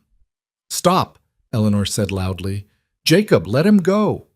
Jacob didn't move, his eyes locked on Tom with murderous intent. "Please," Eleanor added quietly, "this is what he wants. Don't give him ammunition." Jacob's jaw worked, but finally he released Tom and stood. Tom climbed to his feet, still grinning despite the blood on his face. "Smart woman," Tom said. "Smarter than your boss, anyway. The judge will be by within the week to conduct his investigation. I suggest you prepare your story carefully, Miss Hayes, because if the judge finds evidence of impropriety, those boys will be removed from this house faster than you can blink." He swung back onto his horse, his companions following suit. "Oh, and Jacob, you might want to consider whether keeping her around is worth risking your sons. Because I guarantee you the judge won't look kindly on a man who puts his own comfort above his children's welfare." They rode off, leaving a cloud of dust and sick dread in their wake. Jacob turned to Eleanor, his face stricken. "I'm sorry, I should have—" "You should have what? Known that Tom Miller is vindictive enough to weaponize territorial law?" Eleanor shook her head. "This isn't your fault. It's my responsibility," Jacob said. "You're here because of me, and now you're being attacked because of me." Charlie cleared his throat. "Jacob, listen. Tom's been looking for a way to hurt you since you beat him in that land dispute 2 years ago. This ain't about Eleanor. It's about him wanting revenge and seeing an opportunity." "Doesn't matter what it's about," Jacob said heavily. "What matters is the judge will come and he'll investigate, and if he finds any reason to believe the boys are in an improper situation, then we make sure he doesn't find one," Eleanor interrupted. She was thinking fast now, her mind racing through possibilities and consequences. "I'll leave." "What?" Jacob and both boys spoke simultaneously, their voices sharp with panic. "I'll go back to Copper Ridge, find a room at the boarding house," Eleanor continued. "Remove myself from the situation entirely. Then there's nothing for the judge to investigate. No impropriety, no scandal, just a teacher who was temporarily employed and has now left." "No," Miles said, grabbing her hand. "You can't go. You promised you wouldn't leave us." "I promised I wouldn't disappear without warning," Eleanor corrected gently. "This is different. This is me leaving to protect you." "It's exactly the same," Ethan's voice cracked. "Everyone leaves. Everyone dies or goes away, and we're always alone again." Eleanor dropped to her knees in front of the boys, taking both their hands. "Listen to me. If I stay and the judge decides your father is unfit because of me, you could be taken away from him, sent to live with strangers, split up, put in institutions. I won't risk that. I won't be the reason you lose everything." "There has to be another way," Jacob said, his voice raw. "There is," Charlie said quietly. Everyone turned to look at him. He shifted uncomfortably under the attention. "You could marry her." Silence fell like a stone. "What?" Eleanor managed. "Makes sense," Charlie continued, warming to his argument. "You need a mother for the boys. Eleanor needs a home and protection. Get married, make it legal and proper, and Tom's got nothing. The judge can't complain about impropriety if you're man and wife." "That's insane," Eleanor said. "We barely know each other. Marriage it's not something you do to win a legal dispute." "People marry for all kinds of reasons out here," Charlie said pragmatically. "Love's a luxury. Partnership, mutual need, convenience, those are the foundations most marriages are built on in the territories. And from what I've seen, you two work well together. The boys love her, Jacob, and she clearly cares about them. That's more than a lot of couples start with." Jacob was staring at Eleanor with an expression she couldn't read. "It's your choice," he said finally. "I won't force you into anything, but if you're willing, it would solve the problem." Eleanor's mind spun. Marriage. To a man she'd known for less than a month. A man whose dead wife's dresses she wore, whose sons she was growing to love, whose grief still hung over this burned ranch like smoke. But what were her alternatives? Go back to Copper Ridge and watch from a distance as Tom Miller destroyed this family out of spite? Return east to nothing and no one, carrying the guilt of abandoning children who'd already been abandoned too many times? She looked at the boys, Miles and Ethan watching her with desperate hope in their eyes, already bracing for another loss. She looked at Jacob, steady and strong despite everything, offering her a choice that was really no choice at all. She looked at the burned buildings and the salvaged life and the community that had rallied around them, and she made her decision.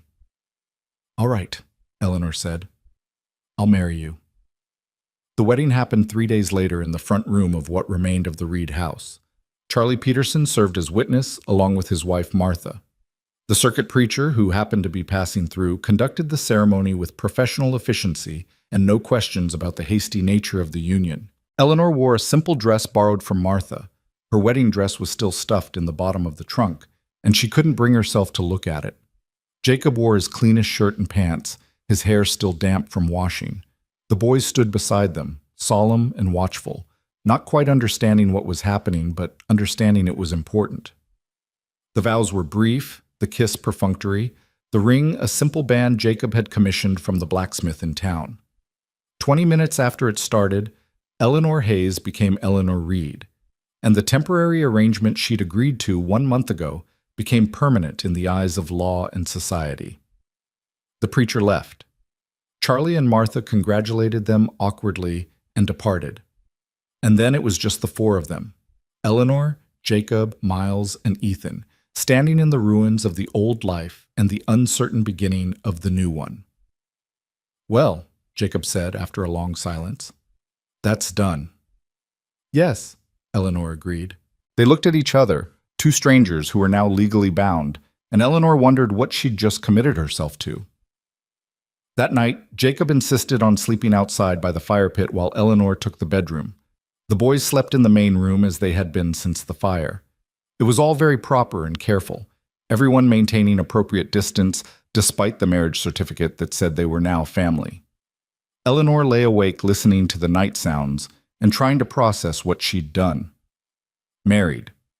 She was married to Jacob Reed, mother to his sons, mistress of a half-burned ranch in the middle of Montana. It was so far from anything she'd imagined for her life that she couldn't quite believe it was real. The judge arrived the following afternoon. He was a severe-looking man named Judge Harrison, riding a fine horse and accompanied by a clerk who took notes on everything. Tom Miller rode with them, his smile triumphant as he dismounted. "Mr. Reed," Judge Harrison said formally, "I'm here to investigate allegations of impropriety in your household, specifically regarding the presence of an unmarried woman living with you and your minor children." Jacob stepped forward, his face carefully neutral. "The allegations are false, Your Honor. Eleanor is my wife. We were married 3 days ago by Circuit Preacher Morrison. Charlie Peterson and his wife served as witnesses." The judge's eyebrows rose.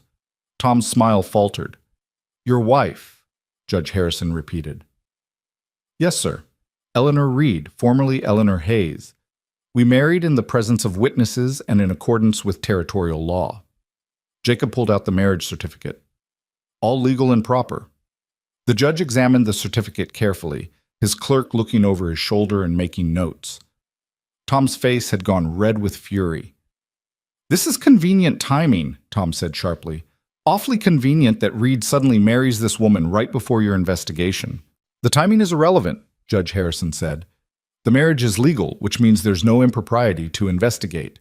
Mr. Miller, you've wasted my time and the territory's resources on a complaint that has no merit." "But she was living here unmarried for weeks," Tom protested. That's still not illegal," the judge interrupted. "Unusual, perhaps, but not grounds for removing children from their father's custody." He turned to Eleanor, who'd been standing silently on the porch. "Mrs. Reed, I assume you're here of your own free will?" Eleanor stepped forward, meeting the judge's gaze directly. "I am, Your Honor. I came to Montana to marry another man who changed his mind. Mr. Reed offered me employment teaching his sons. Over the course of that employment, we grew to respect each other and decided to marry.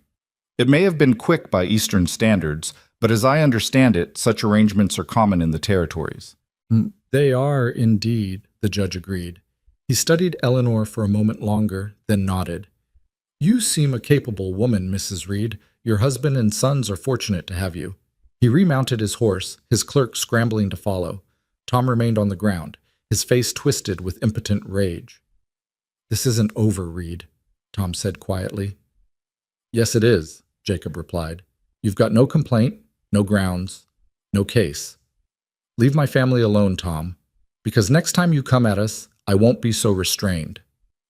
Tom spat in the dirt at Jacob's feet, a final gesture of contempt, and swung onto his horse. He rode off without another word, but the look in his eyes promised that Jacob was right. This wasn't over. That night, for the first time since the fire, the boys slept without nightmares. Eleanor sat by their beds, watching them breathe in the peaceful rhythm of true rest, and realized that whatever happened next, she'd made the right choice. She'd chosen to stay, to fight, to become part of this broken family and help them heal, even if it meant binding herself to a man she barely knew and a life she'd never imagined. Jacob found her there an hour later, still keeping vigil. "Thank you," he said quietly, "for today, for all of it. You didn't have to—" "Yes, I did," Eleanor interrupted. "They're my sons now too, legally, officially, and I protect what's mine." Something shifted in Jacob's expression. Surprise, gratitude, something else Eleanor couldn't name. "Eleanor, about the marriage.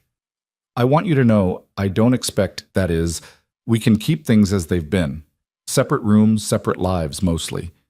This doesn't have to change anything you're not ready to change." Eleanor looked at him, this man who'd saved her from disaster, who'd given her purpose and family and a home despite his own grief. "What do you want it to be, Jacob?" He was quiet for so long she thought he wouldn't answer. Then, "I want to stop feeling like I'm drowning. I want my boys to smile again. I want to rebuild what the fire took and make something better from the ashes." He paused. "And I want to know that when I wake up tomorrow, you'll still be here, that this is real." "It's real," Eleanor said softly. "I'm here, and I'm not going anywhere." She meant it. For better or worse, for richer or poorer, in fire and fear and uncertain futures, she was Eleanor Reed now, and she would stand her ground. The fragile peace lasted exactly 9 days. Eleanor had fallen into the rhythm of being Mrs. Reed with surprising ease. She taught the boys in the mornings, worked alongside Jacob on rebuilding efforts in the afternoons, and fell into bed each night so exhausted she barely had energy to think about the strangeness of her situation. The marriage certificate hung on the wall where the judge had seen it, proof of legitimacy, but the reality of what it meant remained undefined and unspoken between her and Jacob. They were partners in survival, nothing more. At least that's what Eleanor told herself when she caught Jacob watching her with an expression that made her heart skip, or when their hands brushed reaching for the same tool and neither pulled away quite fast enough. The boys, at least, had accepted the change with relief that bordered on joy. They called her Eleanor still, not Mother, but there was a possessiveness in the way they stayed close to her now, a certainty that she belonged to them just as much as they belonged to her. On the 9th night, Eleanor was washing dishes in the makeshift outdoor kitchen when she heard horses approaching fast, too fast, the kind of speed that meant urgency or trouble, and she'd learned to distinguish between the two. Jacob heard it too. He emerged from the barn with his rifle, his face already set in hard lines. "Get the boys inside, now!" Eleanor didn't argue.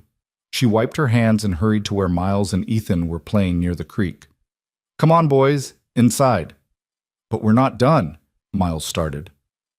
"Now," Eleanor said, her tone brooking no argument.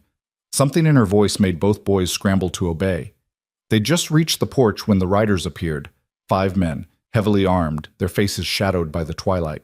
Tom Miller led them, but these weren't the same cowboys who'd accompanied him before. These were harder men, meaner, the kind who hired out their guns and didn't ask too many questions about the work. Eleanor's blood ran cold. She pushed the boys behind her and stepped forward to stand beside Jacob, ignoring his sharp look that clearly said she should be inside.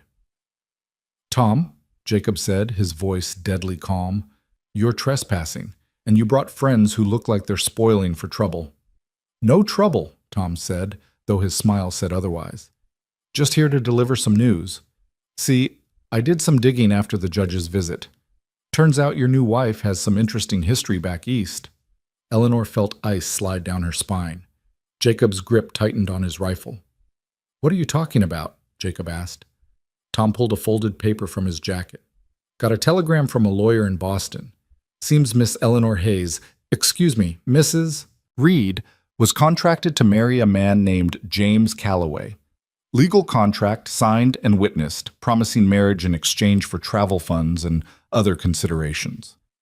That contract was voided when Calloway broke the engagement," Eleanor said, forcing her voice to stay steady.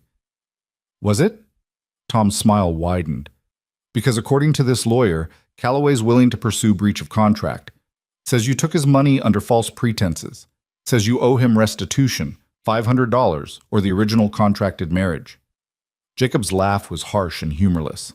"That's ridiculous. You can't enforce a contract to marry someone who doesn't want to marry you." "Maybe not," Tom agreed. "But you can sue for breach and damages, and Calloway's lawyer is very interested in doing just that. Says he'll file in territorial court, which means Eleanor here will have to appear and defend herself. Could take months, could cost a lot of money you don't have." "What do you want, Tom?" Jacob's voice had gone dangerously quiet. Tom leaned forward in his saddle. "I want you broken, Reed. I want you to lose everything the way I lost that land because of your interference. And I'll use whatever tools I have to make that happen." His gaze shifted to Eleanor. "Including your convenient wife." "You're insane," Eleanor said. "James Calloway doesn't want me. He married someone else. He has no interest in pursuing any contract." "He does now," Tom said. "Once I explained how much trouble you've caused me, how you're the reason my complaint failed. Calloway was very sympathetic, very interested in causing you some hardship in return." Eleanor understood then. This wasn't about the contract or the money. This was Tom finding another angle of attack, another way to hurt Jacob through her. And the terrible thing was, it might work. Even a frivolous lawsuit could tie them up in legal proceedings, cost them money they needed for rebuilding, force Eleanor to travel back east and leave the boys for months. "We'll fight it," Jacob said. "Get a lawyer, Prove the contract was breached by Calloway's actions. You won't win this, Tom. Maybe not, Tom said, but I'll make you bleed for it, and while you're busy fighting in court, well, he gestured to his armed companions. Accidents happen on isolated ranches. Fires start. Cattle wander off. Buildings collapse. It'd be a shame if anything happened to what you've been working so hard to rebuild. It was a threat as clear as day, spoken in front of witnesses who wouldn't testify against Tom even if their lives depended on it. Jacob understood it too. Eleanor could see the calculation in his eyes, weighing options and finding them all lacking. Get off my land, Jacob said quietly. Before I forget I'm a civilized man. We're going, Tom said. But think about what I said. Maybe Eleanor decides to honor her original contract after all. Maybe she goes back to Calloway, gets this mess sorted out nice and legal. Then there's no lawsuit, no trouble, no accidents. Everyone walks away clean. That's not happening, Eleanor said firmly. Tom shrugged. Your choice. But choices have consequences out here, Mrs. Reed. You'd do well to remember that. They rode off into the gathering darkness, leaving behind the smell of gun oil and malice.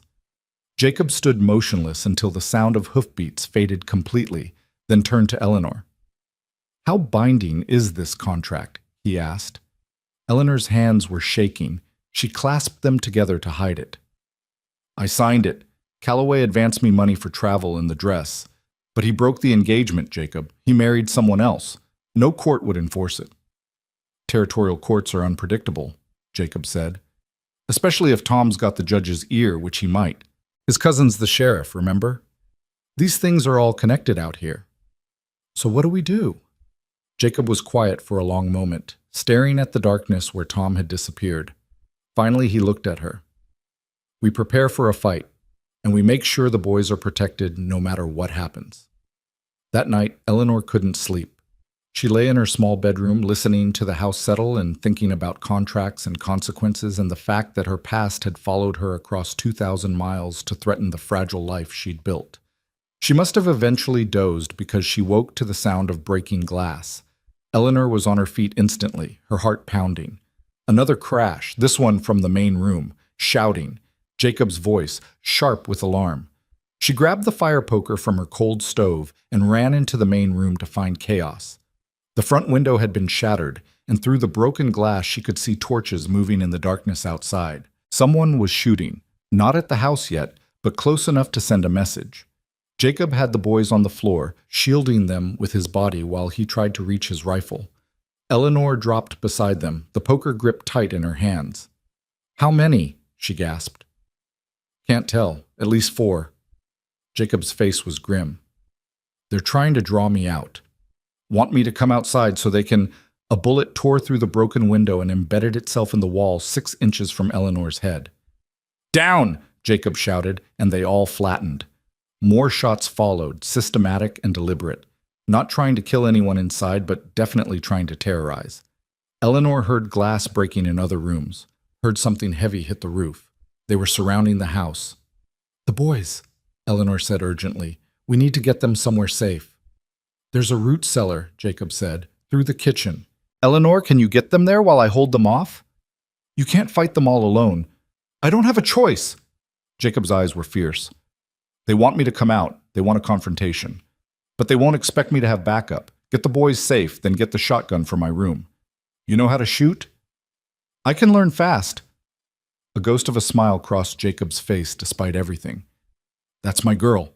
Go. Now. Eleanor grabbed both boys and ran in a crouch toward the kitchen, praying none of the shooters had circled around to that side yet. She found the cellar door where Jacob said it would be, a trap door set into the floor, leading down into darkness. Down, she told the boys. Quickly now. What about you? Ethan's voice was small and terrified. What about Papa? We're going to be fine, Eleanor lied, but I need you both to hide here and not come out no matter what you hear. Can you do that for me?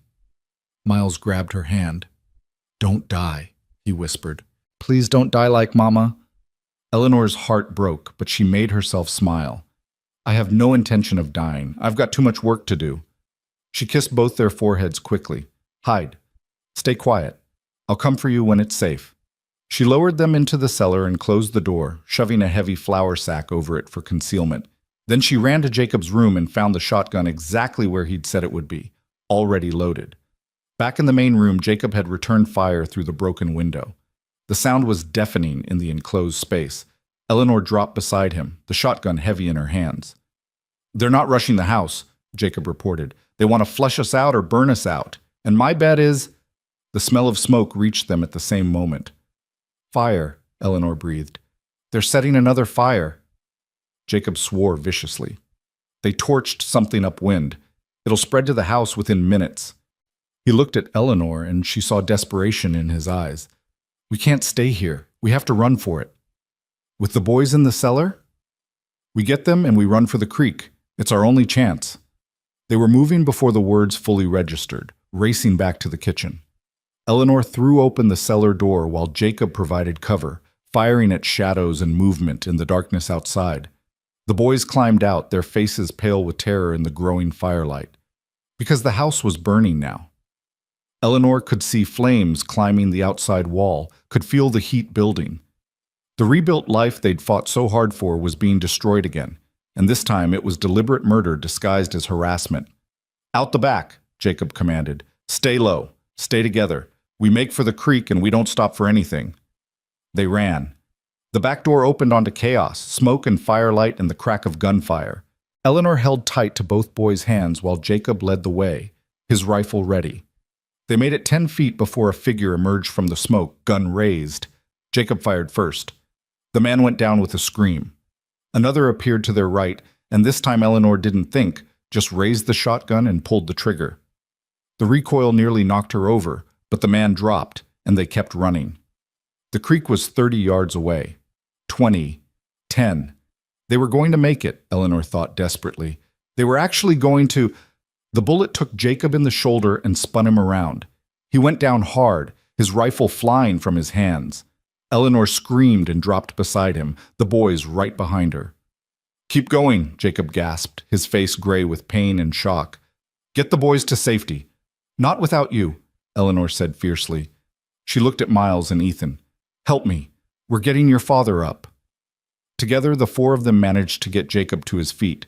He swayed, his left arm hanging useless, but he could move. They stumbled toward the creek while bullets kicked up dirt around them and the house burned like a funeral pyre behind them. They made it to the water just as Eleanor heard horses approaching. But these weren't Tom's men. She recognized Charlie Peterson's voice shouting, recognized the arrival of help finally coming. Eleanor lowered Jacob into the shallow water, the cold helping to shock him back toward consciousness.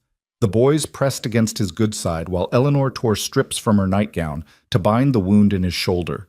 Charlie appeared with 3 other ranchers, all armed, all grim-faced. "We saw the fire from my place. Came as fast as we could. Tom Miller," Jacob managed. "He brought hired guns, tried to burn us out." "We saw them running when we approached," Charlie said. "Didn't get close enough to identify anyone, but we all know who's responsible." His face was hard. "This has gone too far, Jacob. Way too far." Eleanor looked back at the burning house, her home, the place where she'd become Eleanor Reed, where she'd found family and purpose.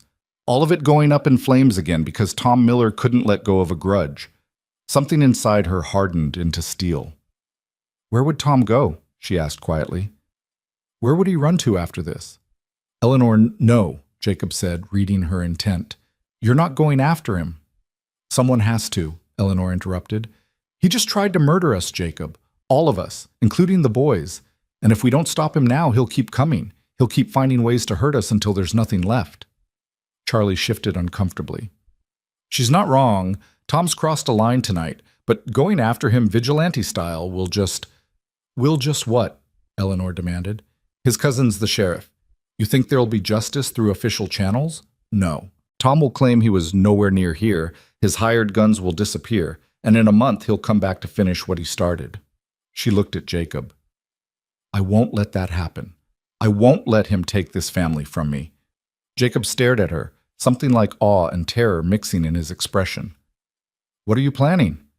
Eleanor smiled, and it wasn't a kind smile. "I'm going to give Tom Miller exactly what he asked for. I'm going to face the contract dispute head on. but not the way he expects.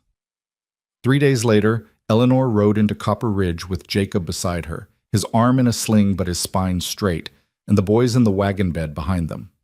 Charlie Peterson and half a dozen other ranchers rode escort, their presence making it clear this wasn't a woman coming to town in fear. They went straight to the telegraph office. Eleanor sent 3 telegrams in rapid succession. The first to James Calloway's lawyer in Boston, written in language so precise and legally sound that the telegraph operator's eyes widened as he transcribed it. The second to a women's rights organization Eleanor had worked with briefly in her teaching days. The third to the territorial governor himself. Then she walked to the saloon where Tom Miller typically spent his afternoons and pushed through the doors like she owned the place. The conversation died instantly. Every head turned. Tom sat at a back table with cards in his hand and a drink at his elbow, and when he saw Eleanor, his smile turned predatory. "Well, well," he said loudly, "if it isn't the widow Reed, come to accept my generous offer?" "I've come to make you one," Eleanor said, her voice carrying to every corner of the room. "You drop this fraudulent contract claim, you leave my family alone, and I don't destroy you." Tom laughed. "You? Destroy me?" "Sweetheart, you barely survived the last few days. Your house is ash. Your husband's wounded. You've got nothing." "I have the truth," Eleanor said calmly, "and I have witnesses. Witnesses who will testify that you hired armed men to attack a family in their home, that you attempted murder, that you've been conducting a campaign of harassment and intimidation for months." "My cousin's the sheriff," Tom reminded her, still grinning. "Your witnesses won't mean much." "They will to the territorial governor," Eleanor said. "I've already sent him a full account, along with a request for investigation into corruption in the Copper Ridge Sheriff's Office. I've also contacted the Boston Herald newspaper with the story of how territorial landowners are using legal extortion and violence to control women and drive out competition. They were very interested." Tom's smile faltered. "And as for the contract," Eleanor continued, pulling out a paper she'd drafted with Charlie's wife Martha, who'd been a legal clerk before moving west. "I've documented every aspect of James Calloway's breach, including the fact that he married another woman while I was en route to marry him. I've sworn affidavits from witnesses who saw me stranded and destitute at the train station because of his abandonment. And I've contacted a women's advocacy group that specializes in challenging predatory marriage contracts. They're very eager to make this a test case." She stepped closer to Tom's table, and her voice dropped to something deadly quiet. "So here's what's going to happen, Tom. You're going to withdraw the contract claim. You're going to leave my family alone. And you're going to disappear from our lives completely. Because if you don't, I will make it my personal mission to ensure that everyone from here to Washington knows exactly what kind of man you are." Tom's face had gone red. "You're bluffing." "Try me," Eleanor said softly. "I've already lost everything once. I rebuilt from nothing, and I will burn down every obstacle between me and protecting my family, starting with you. So ask yourself, do you really want to find out how far I'm willing to go?" The saloon was silent. Tom looked around as if expecting support, but the other men avoided his gaze. Everyone could see the writing on the wall. Eleanor Reed had just declared war, and she'd brought weapons Tom hadn't anticipated. Not guns or fists, but words and law and the kind of righteous fury that could move mountains. Finally, Tom threw his cards down. "Fine, the contract's dropped, but this isn't over." "Yes, it is," Jacob said from the doorway, stepping inside with Charlie and the other ranchers behind him. "Because if it's not, Tom, you won't be dealing with just Eleanor anymore. You'll be dealing with every rancher in this county who's sick of your games, and we won't be using words." The threat hung in the air, violence as a last resort, but violence nonetheless if pushed. Tom looked from Jacob to Eleanor to the gathered men and saw his options narrowing to nothing. "Get out of my sight," he finally spat. "Gladly," Eleanor said. "Enjoy your drink, Tom. It's the last victory you'll have over this family." She walked out with her head high, Jacob at her side, and the knowledge that she'd just fought her first real battle for her new life and won. That night, they made camp under the stars on the journey back to the ranch. The boys slept in the wagon while Eleanor and Jacob sat by the fire, not speaking for a long time. Finally, Jacob broke the silence. "Where did that come from? In the saloon? That wasn't the teacher I hired a month ago. Eleanor smiled into the flames. That was the woman who survived being abandoned in a hostile town with nothing. The woman who learned that the only way to protect yourself is to become too dangerous to attack. She looked at him. Did I overstep? Overstep? Jacob laughed, the sound genuinely amused for the first time since she'd known him. Eleanor, you terrified every man in that room, including me. You were magnificent. I meant what I said, Eleanor said quietly, about protecting this family, about burning down obstacles. I know this marriage started as a legal convenience, but these boys, they're mine now. And I don't let anyone hurt what's mine. Jacob reached over and took her hand, the first time he'd initiated touch since their wedding kiss. I know. I saw it in your eyes that first night with the nightmares. You're not just teaching them anymore. You're their mother in every way that matters. Eleanor felt tears prick her eyes. And what are we, Jacob? You and me. He was quiet, his thumb tracing circles on her palm. I don't know yet, he admitted, but I know I trust you with my life, with my sons' lives. I know I'm grateful every day that you didn't get on that train back east, and I know that when I thought Tom's bullet had killed you tonight, He stopped, his voice roughening. I couldn't breathe. Eleanor's heart pounded. Jacob. I'm not asking for anything you're not ready to give, he said quickly. I just need you to know that this marriage might have started as convenience, but for me, it stopped being that somewhere along the way. You're not just my wife on paper anymore, Eleanor. You're the bravest woman I've ever known, and He trailed off, searching for words. Eleanor squeezed his hand. One step at a time, she said gently. We rebuild the house. We heal. We help the boys keep getting better. And we figure out what we are to each other along the way. One step at a time, Jacob agreed. They sat together until the fire burned low, hands joined, watching the stars wheel overhead and knowing that whatever came next, they would face it together. The battle with Tom Miller was over. But the real work, the work of becoming a family, had only just begun. The rebuilding began the morning after they returned from Copper Ridge, before the sun had fully crested the horizon. Eleanor woke to the sound of hammers and voices, and when she stepped outside, she found half the county already assembled in their yard. Ranchers she'd never met, their wives carrying baskets of food, their children running between the workers. Everyone had come to help raise the Reed house from its ashes. Charlie Peterson directed the work with the efficiency of a general commanding troops. Foundation's still solid, he called out. We frame it the same as before, but add a proper kitchen extension. Eleanor, Martha's got some ideas about the layout if you want to give input. Eleanor found herself swept into planning discussions with women who'd been strangers a month ago and were now offering advice on window placement and pantry design like she was one of their own. It was overwhelming and wonderful and completely foreign to someone who'd spent most of her life being told she didn't quite fit anywhere. You'll want the stove here, Martha said, sketching in the dirt with a stick. Catches the morning light but stays cool in the afternoon heat. And a bigger wash basin, trust me, with boys you'll need it. I was thinking, another woman named Sue added, that you might want a separate schoolroom. Word is you're a real teacher, and there's families out here who'd pay to send their children if you're willing to take them on.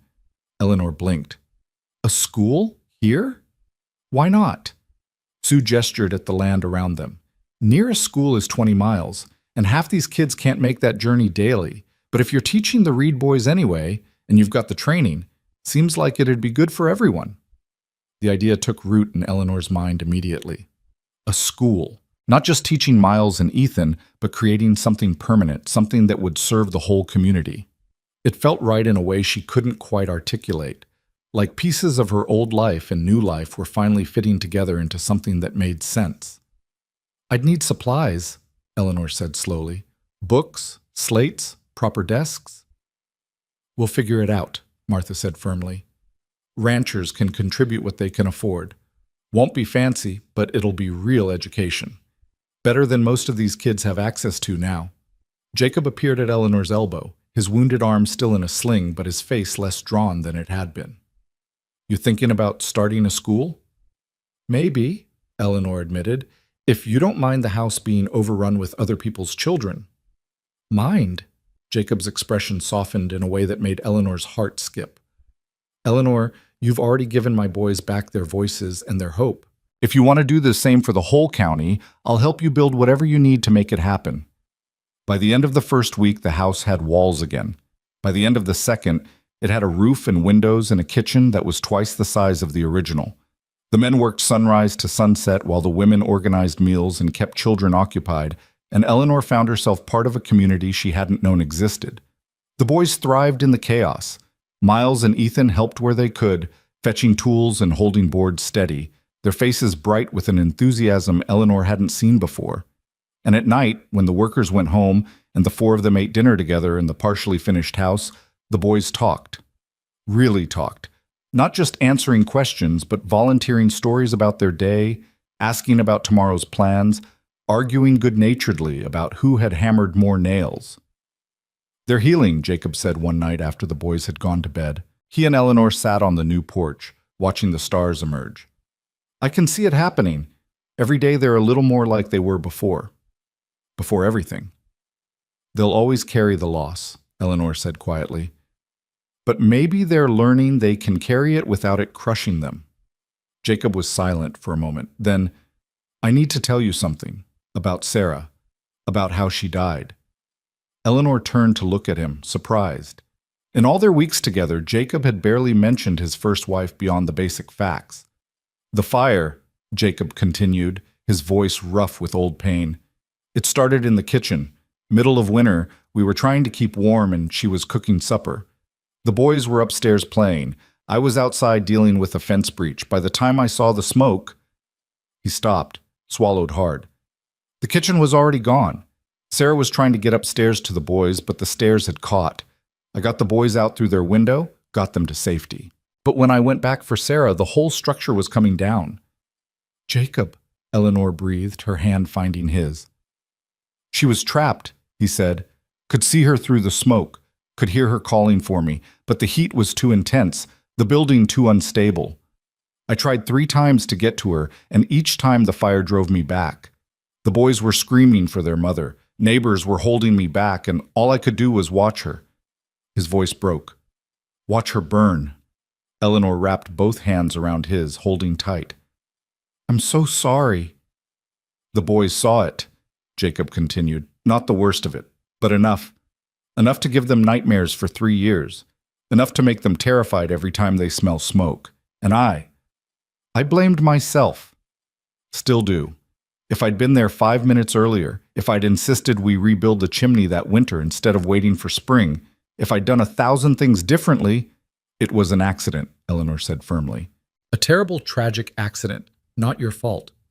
"I know that up here," Jacob tapped his head. "But here..." He pressed his free hand to his chest. "Here. I'm still standing outside that burning house watching my world end and being completely powerless to stop it." Eleanor understood then why he'd been so desperate to save her from Tom Miller's attack, why he'd thrown himself in front of that bullet. Jacob Reed had already lost one woman he cared about to violence he couldn't prevent.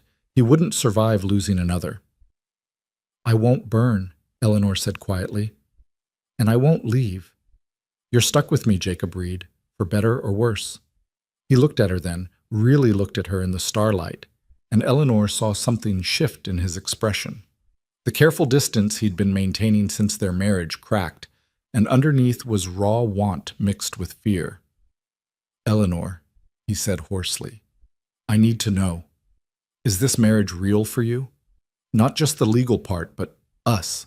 Is there an us, or am I hoping for something you can't give?" Eleanor's heart pounded. She thought about the past weeks, about the way her pulse jumped when Jacob smiled, the way she'd felt when she thought Tom's men might have killed him, the way she'd fought like a wildcat to protect this family that had somehow become hers. "There's an us," she said softly. "I don't know exactly what kind yet, and I'm terrified of getting it wrong, but yes, this is real for me too." Jacob released a breath like he'd been holding it for weeks. Then slowly, carefully, he leaned forward and kissed her. Not the perfunctory wedding kiss that had been for show, but something real and deep and full of promise. When they finally pulled apart, Eleanor was shaking. We should probably take this slow, she managed. Probably, Jacob agreed, though he didn't let go of her hand. We've got time. All the time we need to figure out what we're doing. They sat together until late, talking about everything and nothing, and when Eleanor finally went to her own room, because slow meant slow, even when every part of her wanted to follow Jacob to his, she lay awake feeling more settled and more hopeful than she had since boarding that train to Montana so many weeks ago. The house was finished by late August, and the community threw a celebration that felt more like a wedding reception than a construction completion party. Tables groaned under contributed food, fiddles appeared from somewhere, and even the most taciturn ranchers unbent enough to dance under the stars. Eleanor found herself swept into conversation after conversation with women who wanted to talk about the school, men who wanted to thank her for standing up to Tom Miller, children who were excited about the prospect of real education. She was dizzy with it, overwhelmed but in the best possible way. "You did this," Jacob said, appearing at her elbow with 2 cups of punch. "Built something from nothing, created community where there was just survival before." "We did this," Eleanor corrected. "All of us together." Miles and Ethan raced past chasing other children, their laughter bright and clear in the evening air. Eleanor watched them go, her throat tight with emotion. "They smiled today," she said. "Both of them. Real, genuine smiles." "I know," Jacob said. "I saw." His voice was thick. 3 years, Eleanor. 3 years of gray faces and silence and nightmares. And you gave them back their childhood in less than 2 months. "It wasn't just me. It was exactly you," Jacob interrupted. "Your stubbornness, your courage, your refusal to give up on us even when giving up would have been easier. You saved us, Eleanor, all 3 of us." Before Eleanor could respond, Martha appeared with Sue and 2 other women, all of them carrying something wrapped in cloth. "We made you something," Martha announced, "for the school." They unwrapped it to reveal a wooden sign, beautifully carved and painted. "Reed School, Esternt, 1882. "It's perfect," Eleanor breathed, running her fingers over the lettering. "When did you find time to make this?" "We've all been working on pieces," Sue explained. "The school's important, Eleanor. You're giving these children something most of them would never have access to. We wanted you to know how much that means." Eleanor felt tears threatening and blinked them back fiercely. "I don't know what to say." "Say you'll start with the fall term," Martha suggested. "We've already got 12 families confirmed who want to send their children. More if you've got room." "I'll make room," Eleanor promised. The school opened on the first Monday in September with 15 students ranging from 6 to 14 years old. Eleanor had converted one of the new house's larger rooms into a classroom, and Jacob had built desks and benches from salvaged lumber. The supplies were mismatched: slates donated by various families, books from Eleanor's own collection supplemented by donations from the community, but it was enough to start. Miles and Ethan sat in the front row, helping the younger children and demonstrating that yes, learning could actually be enjoyable. Eleanor taught reading in the morning, mathematics in the afternoon, and filled the spaces between with history and geography and science learned from the natural world around them. It was exhausting and exhilarating and exactly what Eleanor had been meant to do with her life. She understood that now. All the struggle in Boston, all the rejection and judgment and feeling like she didn't fit, it had been leading her here, to this rough schoolroom on a Montana ranch where children who would otherwise grow up illiterate learned to read Shakespeare and calculate geometric proofs. Jacob watched from the doorway sometimes during lessons, his expression soft with something that looked like wonder. And at night, after the students had gone home and the boys were in bed, he and Eleanor would sit together and talk about the day's successes and challenges, their relationship deepening with every conversation. They still maintained separate rooms. Slow was slow, but the wall between them was growing thinner by the day. October brought the first real test of the school when a late storm rolled through, dumping 6 inches of snow overnight and making the roads nearly impassable. Several families sent word their children couldn't make the journey, but 5 hardy souls showed up anyway, determined not to miss lessons. Eleanor taught those 5 with the same dedication she gave 15, and when the storm worsened and it became clear the children couldn't safely go home, she and Jacob converted the main room into a temporary dormitory. The children bedded down near the fireplace while Eleanor and Jacob took turns keeping watch, making sure the fire didn't die and no one got scared. Around midnight, one of the younger girls, a 6-year-old named Anna, woke crying for her mother. Eleanor soothed her with the same techniques she'd used on Ethan's nightmares, telling stories until the child drifted back to sleep. "You're good at this," Jacob observed quietly from his position by the fire. "Being a mother." "I'm learning," Eleanor said, "mostly from watching you be a father." Jacob smiled. "We make a good team." "We do," Eleanor agreed. They looked at each other across the dim room full of sleeping children, and Eleanor felt something click into place. This was family. Not the family she'd planned when she boarded that train to marry James Calloway, but something richer and stranger and infinitely more real. "I love you," she said, the words emerging before she could think better of them. "I don't know when it happened exactly, but it did." "I love you, Jacob Reed." Jacob went very still. Then he stood and crossed to where Eleanor sat, pulling her to her feet and into his arms. "I love you too," he said against her hair. "Have for weeks now, but I was afraid to say it. Afraid you'd feel pressured or trapped or—" Eleanor kissed him, cutting off the worry with action. When they finally broke apart, both breathless, she smiled. "I'm not trapped. I'm exactly where I choose to be." They spent that night talking in whispers while the storm raged outside and the children slept safe and warm. They talked about the future, about expanding the school, about maybe having children of their own someday, about the life they were building together from the ruins of their separate pasts. When dawn broke and the storm cleared, the children's families came to collect them, and word spread through the community about how the Reeds had kept everyone safe through the night. More families signed up for the school. More trust was built. More roots grew deeper. November brought the telegram Eleanor had been half expecting and half dreading. James Calloway's lawyer had officially withdrawn the contract claim, citing insufficient grounds for prosecution. Tom Miller had left the territory entirely. Rumor said he'd gone to California to try his luck in the gold fields. The shadow that had hung over Eleanor's marriage lifted completely. "It's really over," she told Jacob that evening. "No more legal threats, no more Tom, no more past chasing me." "Just the future ahead," Jacob said. "Whatever we make of it." That night, Eleanor didn't go to her own room. By unspoken agreement, she followed Jacob to his, and they finally consummated the marriage that had been real in every way but this for months. It was tender and awkward and perfect, two people who'd found each other by accident learning how to fit together on purpose. Afterward, lying in Jacob's arms while he traced lazy patterns on her shoulder, Eleanor felt peace settle over her like a blanket. "No regrets?" Jacob asked quietly. "Not a single one." Winter came hard and fast that year, but the Reed house was warm and solid against the cold. Eleanor taught through December, though student attendance dropped as families hunkered down on isolated ranches. She used the time to plan curriculum for spring and to help the boys with advanced studies that would prepare them for whatever future they chose. And at night, she and Jacob learned each other in the way married couples do, building intimacy through shared warmth and whispered conversations and the simple comfort of not being alone. By January, Eleanor knew she was pregnant.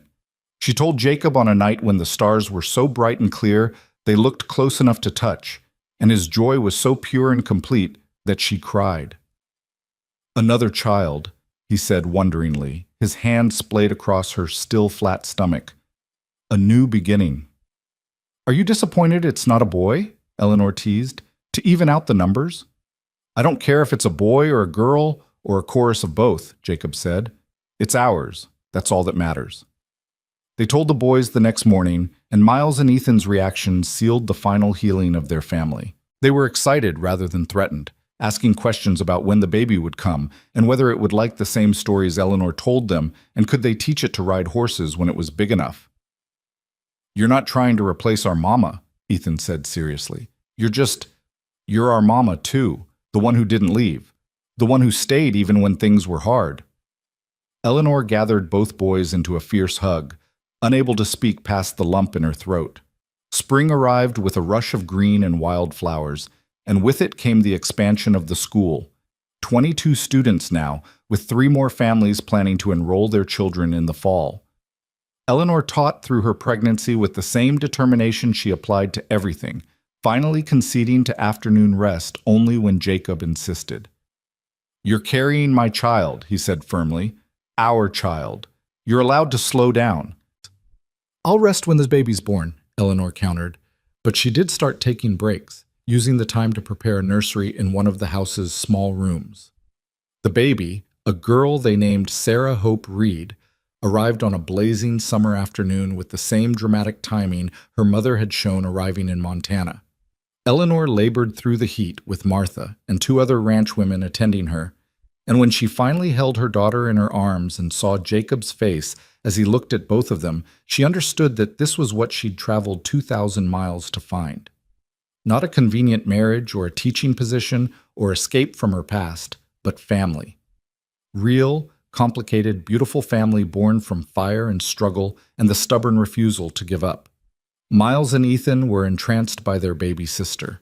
They took turns holding her with careful solemnity, making promises about teaching her everything they knew and protecting her from anything that might hurt her. Eleanor watched them with hope in her arms and Jacob's hand on her shoulder, and felt so full of love she thought she might burst with it. "Still no regrets?" Jacob asked quietly, echoing that long-ago question. Eleanor looked around the room, at her sons, her daughter, her husband, the home they'd built together, literally and figuratively. She thought about the Eleanor who'd stepped off the train in Copper Ridge over a year ago, desperate and alone and heartbroken. That woman was gone, replaced by someone stronger and surer and infinitely happier. "Not a single one," she said. "This is exactly where I'm supposed to be." The years that followed were not without challenges. There were hard winters and difficult harvests, sick children and anxious nights. But there was also growth. The school expanded until Eleanor had to hire an assistant teacher. The ranch prospered. Miles and Ethan grew into fine young men who credited their mother, both their mothers, with making them who they became. And Eleanor and Jacob built a marriage that was genuine partnership, founded on respect and trust, and a love that had grown from the ashes of their separate losses into something neither could have imagined alone. On their 5th anniversary, Jacob gave Eleanor a gift, a new sign for the school that read Reed Community School, with a subtitle, "Founded by Eleanor Reed, 1882. "You built this," he said. "You took a desperate situation and turned it into opportunity. For yourself, for our family, for this whole community. I wanted to make sure everyone remembers that." Eleanor hung the sign herself, with Miles and Ethan helping and little Hope watching from Jacob's arms. She looked at the building that had started as one room in their house and had grown into a proper schoolhouse, educating over 40 children. She looked at her family, healthy and whole, and hers in every way that mattered. And she thought about that moment in the Copper Ridge saloon when Jacob had said, "Come with me," and she'd made the choice to trust a stranger. Best decision she'd ever made. Years later, when her own granddaughter asked her to tell the story of how she came to Montana, Eleanor would smile and begin, "I was supposed to marry a man who didn't want me, in a town that didn't care if I lived or died. But then a rancher with sad eyes and 2 silent boys told me I didn't belong there. And he was right. I belonged here, with them, building a life from nothing and turning it into everything." The granddaughter would ask if she was scared, and Eleanor would be honest. Terrified. Every single day at first. But fear is just a thing you carry, sweetheart. It doesn't have to stop you from moving forward. It didn't stop me. She'd tell about the fires and the nightmares and the legal battles and the hard work of building both a house and a family. She'd talk about Jacob's quiet strength and the boys' gradual healing and the community that rallied around them when they needed it most. And she'd end with the same words she'd said to Jacob on that first real conversation about their marriage. "One step at a time. That's how you survive impossible things. One step, one day, one choice to stay and fight instead of running away." The story of Eleanor Reed became legend in that part of Montana. The bride nobody wanted who became the mother everyone needed, the teacher who brought education to the frontier, the woman who stood her ground when powerful men tried to break her. But for Eleanor herself, the story was simpler. She'd been lost, and she'd been found. She'd been broken, and she'd healed. She'd been alone, and she'd built a family that would span generations. And it had all started with a simple question from a desperate father, "Come with me?" Eleanor had said yes, and in that yes, she'd found her home.